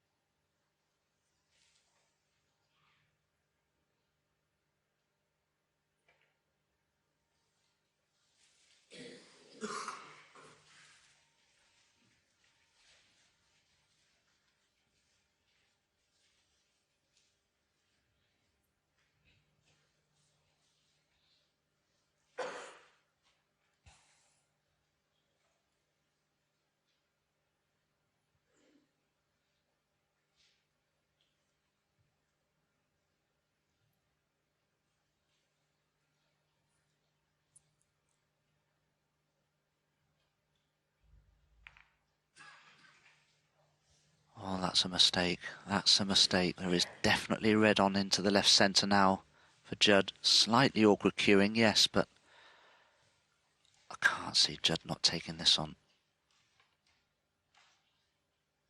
Big shot in a big moment, in a big match.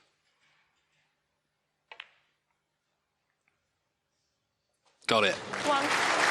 So he's in with his chance. His first chance to make this 5 each.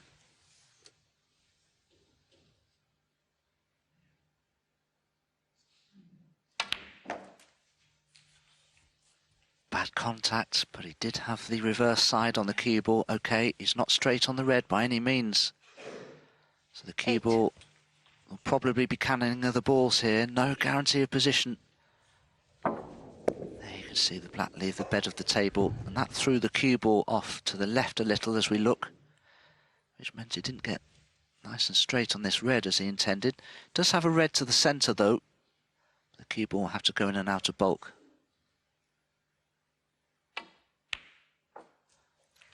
Nine. Well, that wasn't a clean pot, and look where the cue ball's finished. You'll have to just drop this in very slowly for that red that's just above the black that's available.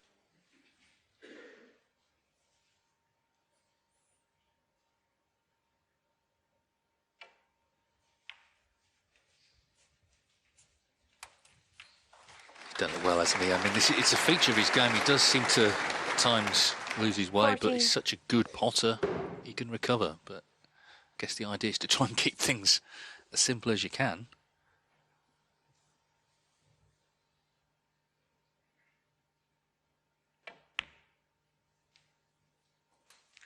15.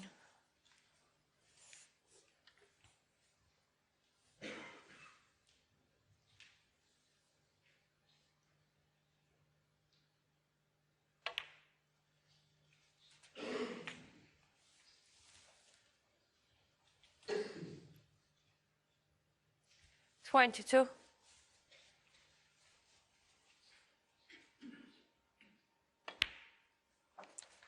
23.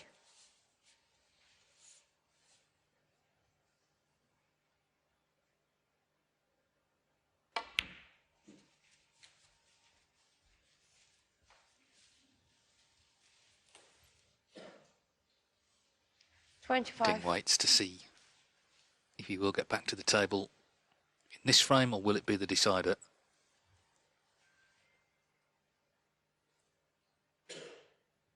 Crowd entranced. This was the moment that the frame turned. This was the shot that let Trump have a go at that red to middle.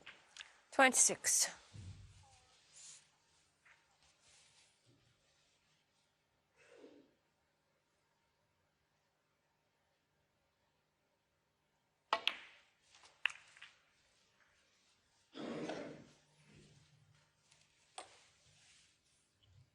That's finished about as awkwardly as it was likely to.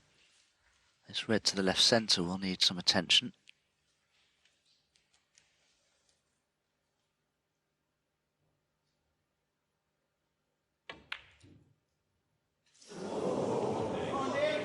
Did need some attention. Wow. Judd Trump, 31. Goodness, I didn't expect Judd to miss it. I just knew it was missable. What tension, what drama. That's the thing, you know, as I said, we've seen him recover so many times, you almost sort of just assume, okay, it's not ideal, but he'll pot it. But he has missed it. So Ding, who we saw watchful in his seat, does come back to the table. 30 points in it. Now, is there a gap through for the red just below the pink? There is.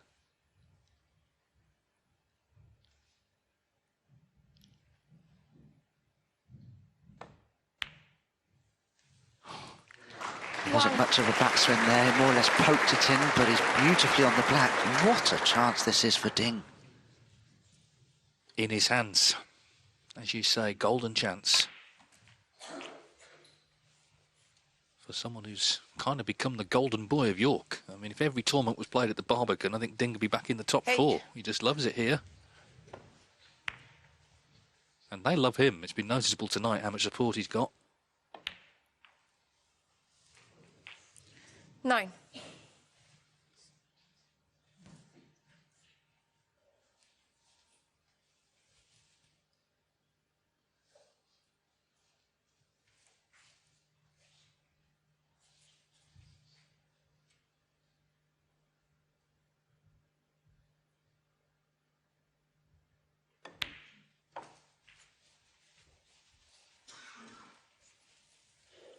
You're certainly looking at one of the best positional players in the game 15. today, Ding.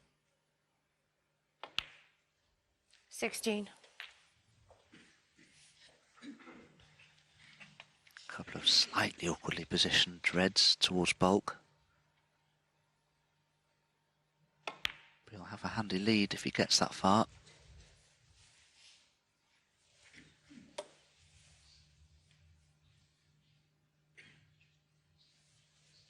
$22.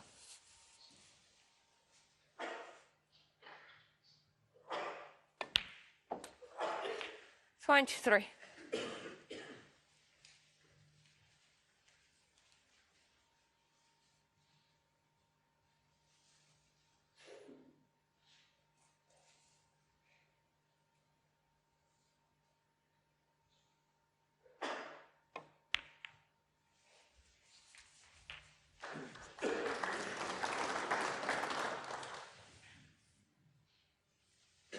$29.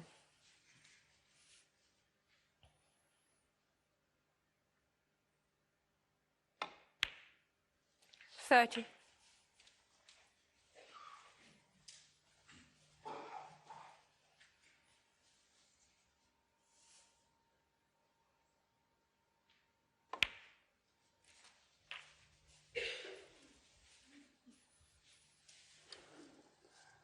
Crowd watch on. It's going to take a major plot twist now to stop Ding advancing to the final. 38.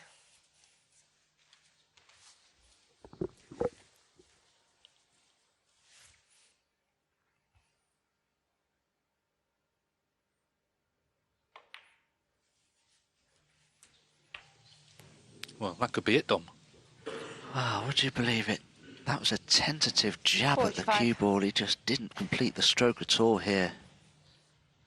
Look at that abbreviated pause again. And just didn't strike the cue ball. That's the one issue with Ding's cue action of late that just crept into his game. It may be anxiety, who knows? I'm sure he'll take this red on below the yellow, but this is a testing pot at this stage of the match.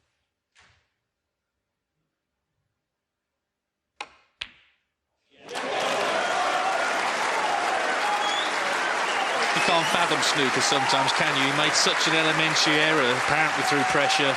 Then he gets down, he knocks that in to recover the position. Worth seeing again.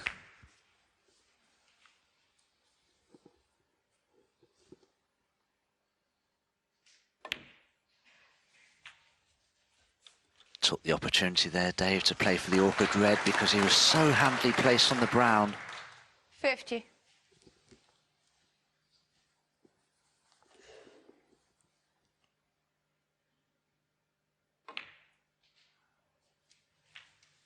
$51. Well, Trump must have thought, OK, that's my chance, come again. But Ding needs black and red. They're already cheering. Still needs this red in. 58. It looked like it had gone wrong. He recovered. And he's delighted. And it's going to be the boys to men final. The two youngest winners of the UK Championship. Ronnie O'Sullivan was 17. Ding Junhui was 18 when they first won this title. They've both achieved much 64. in the sport and indeed for the sport since. 66. And they're going to be going head-to-head on Sunday for the £250,000 prize and the UK Championship trophy. Will it be O'Sullivan 69. for an 8th time or Ding for a 4th?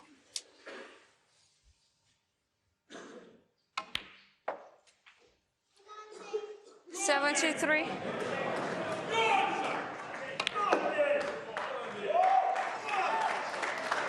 Ding, of course, was runner-up as well last year to Mark Allen. He loves the Barbican. The Barbican loves him. 84. Foul. And they're going to see him again on Sunday against the great Ronnie O'Sullivan. The stage seemed to be set for a decider. Ding Junhui had other ideas. The crowd rise for China's #1, who will take on Ronnie O'Sullivan for the UK Championship title on Sunday. A very exciting night of snooker ends with Ding Junhui booking his place in the final. He's beaten Judd Trump 6-4. Two of the biggest players in the game. All of China will be watching, all of the UK and Europe will be watching. Amazing. Yeah, you know, I think last time Ronnie played Ding, there was over 120 million apparently watched it. OK, it's going to be on a bit tomorrow night session is going to be at 3 or 4 in the morning in China, but they, you know, they love their snooker. And Ding is the first superstar from China, like James Montana from Thailand. So, you know, he made the game popular winning that tournament. Like Ronnie O'Sullivan won the UK 30 years ago, Ding was an invitation player and he won the first ranking tournament in China at 17. So these guys are massive, and I think it's going to be a fantastic match tomorrow. I think Ding has showed so much strength in his matches. He's not won easy in any match. They've been close, but he showed big heart, and he loves this venue. He seems to have come alight here. It was interesting because throughout his route to the final, they've been very, very different matches. That one was a scrappy affair. Misses, opportunities left, right and centre, but it kind of is all for naught because he won. Absolutely. You know, at the start of the tournament, Ding played Mark Allen. Mark Allen was sort of all over him in that match. and the last frame he made a century. Last night he made a century again in his match with Mark Williams to win the tournament.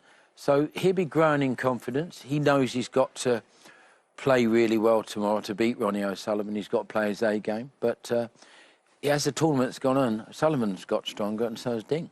It ebbed and it flowed. As it got to the very, very end, it possibly got even scrappier. Frame 9, it was kind of an important one, Jim. Yeah, huge frame. That was like a couple of turning points.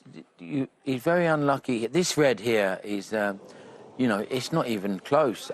OK, it was slightly hampered over the red right of the black, but Judd Trump's not been missing balls like that. You know, and he missed a black off the spot the first game. And then Ding plays this black, sort of might have, like, gripped the cue a bit too tight, didn't go through the cue ball, left himself no shot on that red. Out of disappointment, he thought, well, I've got to go for this one now, straight in the heart of the pocket. Now, once that's gone in, he's not going to need another chance because his cue ball's too... And, you know, watch the fist. You know, this means a lot to him, you know, and he's like... He lives in Yorkshire and got great support out there. It's nice to see. I don't know if I've ever seen him react like that, because that was relief, it was exuberance. Usually he's very stoic. There, you saw what it meant to him. Yeah, I think, you know, Ding's one of these players, he wants to be at the tail end of the tournaments, and sometimes, you know, even in that first match against Mark Allen, he wasn't well, he didn't look good, and at some points in that match you think, well, he's not really bothered now, you know, he's struggling, doesn't feel good, Mark Allen's playing better than him, but he found something, and, you know, it's kept him in good stead because he showed tremendous bottle, and, you know, Judd Trump was below par, but Ding still had to pot the balls. Why do you think Judd Trump was below par? What? Because we haven't seen this essentially all season. No, he has got the flu. He has, you know, even today I spoke to him, he has been struggling. You know, I can't take nothing away from Ding, but he has been struggling. He's not been well at all. He doesn't look like it when he's out there, but he has been struggling with flu, and he didn't play well at all today. I imagine he'll be disappointed. Well, let's find out, because he spoke to Rachel straight away afterwards. Judd, it's been a very challenging week, and as challenging as it comes, maybe tonight, you looked tired. How did you feel out there? I just couldn't really get going. I think in the first frame was important. I've started off well all week and I had a great chance. I missed the easy ball and lost that frame. So I just felt like when you miss easy balls, you always get punished. And in the end, I think Ding missed less easy balls than me. I mean, at the start of the tournament, I talked to you before you played Pang Junhui, and you said if I get a frame, I'll be lucky. Considering that, I mean, you've battled so hard this week. Yeah, I give it my all. I just the concentration wasn't quite where it normally is. I was just missing easy-ish balls, sort of a little bit in between the last couple of frames. It didn't really run. I had a shot in the last frame when I went into the pack and just finished queuing over a little bit. Otherwise, it probably wouldn't have been 5-all. But yeah, Ding took away, popped a really good red with 3 reds left and cleared up well. Yeah, he got stronger, didn't he, towards the end of the match? I mean, it's always a great occasion. Obviously, you're going to be very disappointed to miss out on another Triple Crown final here at the Barbican. What's next for Judd? I mean, are you going to have a break? Please tell me you're going to have a rest. Well, we've got a week off, I think. The shootout's next week, so I'm not in that one, and then back for Scotland. So there's only one more before Christmas now for me. So yeah, just go away now, a couple of days off, and come back and try and win that one. Okay, well, thank you for your time. You've been a great sport all week. Cheers, thank you. Jimmy, obviously he's disappointed there, but it says a lot about his season. I mean, 3 back-to-back ranking titles, finals at Champ of Champs, semi-finals here. I mean, his season has been just off the charts. Absolutely. You know, he's been playing the best stuff. And, you know, there was bits and pieces in this tournament, but he didn't really get going today. But, as I said, take nothing away from Ding. You know, he's such a good sport there, though. He never brings up any excuses. He just said a few times he didn't fall on the balls right when he went into the pack. But, you know, he'll be back, Trump. He'll try and win Scotland in a week's time. And, you know, he'll get ready for the Masters. It's coming up. And then in 4 months' time, we've got the World Championship. So it's all systems go. And regardless of whether or not Trump was ill, he was. I mean, Ding was ill himself. We don't know exactly how ill. But he beat the player of the season so far. And that took some doing. Yeah, you know, and there, you know, Judd in that interview there said about the great red that Ding potted with 3 reds left. He'd lost position, you know, regrouped and potted a really difficult red. He could have missed that, and then all of a sudden, like, it's 5 each. So give him a lot of confidence going into tomorrow's final. Talking about tomorrow's final, could you think of a globally bigger final than this? Not globally, no. Not for snooker. This is fantastic for snooker. Ronnie O'Sullivan is a superstar in China, and so is Ding, you know, and they love the snooker so much out there. It will be huge, you know. I don't know what the viewing figures are. And I think all the UK and European fans will love to see them two guys in the final because they both play attacking snooker, big breaks. And Ronnie O'Sullivan today, you know, he was clinical. He went up a gear. So Ding's got to play really well tomorrow to win. In terms of that final, two questions. One, based exclusively on both men's semi-finals, who wins the final tomorrow? Well, you've got to say O'Sullivan, you know, and you've also got to, no disrespect to Ding, when O'Sullivan done his interview today, he was sort of talking more of the side of playing Trump, you know, and he enjoys playing Ding. He knows that what it comes to China and the amount of people that will be watching and all that, and you know, he's got a good record against Ding, but Ding beat him here a couple of years ago, 6-0, I think. So, you know, Ding loves this venue, and he's got stronger and stronger. So I just hope it's a close match. I imagine he'll be absolutely delighted. He'll be just walking into the practice room here any moment now. Just finally, Jim, so I asked you about the semi-final. Based on the entire route to the final, who wins it? Oh, well, after today, I fancy O'Sullivan. I just think he clicked into gear a bit today, you know, and we was waiting for it to happen. He should have lost to Rob Milkins. He started bad against Anthony McGill from 2-0 down and ended up winning that match 6-2.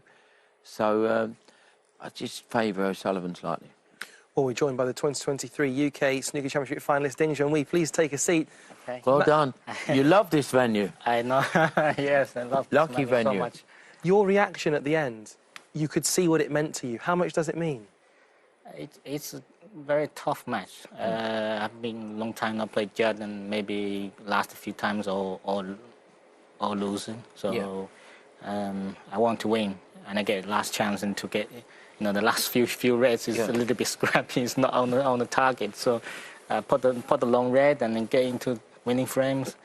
I think it's just saying something to myself to head up. Yeah, and that's why you give it the fist bump. But you know, when you potted the black to get on the red and you snookered yourself by the pink, you know, but you didn't sort of, you know, like get too disappointed. You got down, regathered yourself and potted a fantastic red in the yellow pocket. You know, that was, showed big heart, that shot. That was, you know, that won him the match because he was perfect position and he lost it, you know, and you can get down on yourself, but he potted the long red and won the match. Great shot. If I spoke to you halfway through the Mark Allen match in round one, when you were on your seat, your eyes were closed, you had the flu, did you think it was possible to get to the final at that point?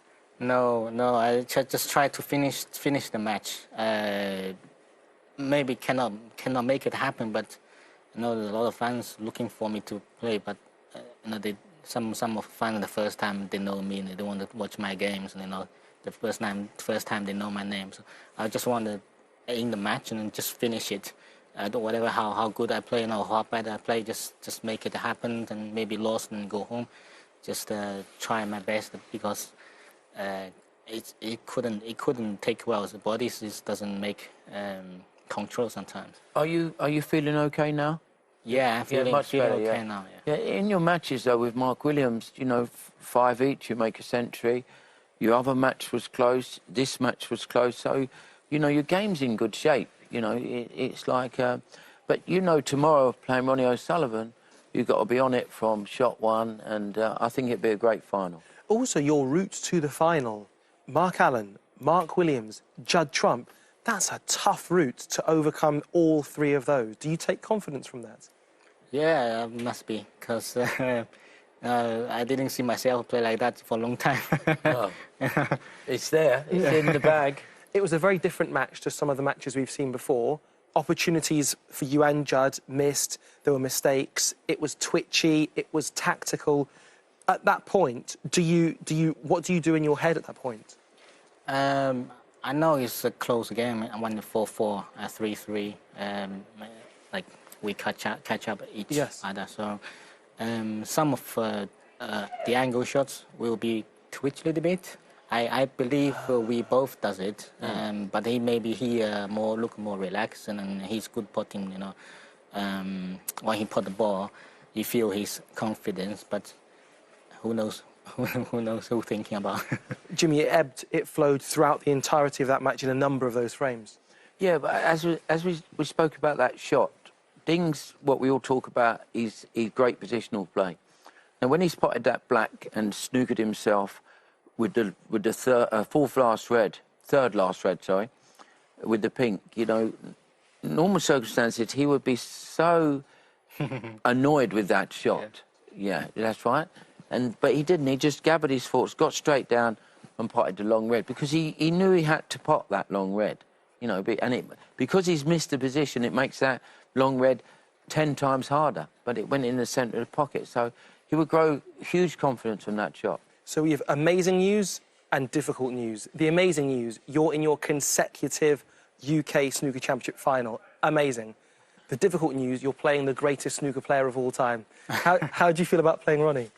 I like to play the great players of all time. I like to play them good forms, good match, tough match, and that's how I improve my game. I like this. You know, my game doesn't strong because I not have a good matching against like top players and much chances. And even when I play them in past few seasons, I didn't play well. That's look like no fighting. It's not good, but the game like this is much help my game. My snooker is a lot improving. When you play like that all the time, is very, very good. Can you feel the crowd are with you when you're out there? Because you have super fans outside every stage door I work at in snooker. Especially the Chinese fans love you, but the York fans clearly also love you as well. It's like you're one of their own. No, I got a lot of supporters. I can hear, you know, everyone. He's a Yorkshire lad as well. Yeah, exactly. In Sheffield. Yeah. And just finally, the final that we've got tomorrow against Ronnie O'Sullivan. What can we expect from Ding Junhui? I just do my best and then show give another good games. Well, it's safe to say the entire world will be watching this final. The two arguably biggest stars in all of snooker.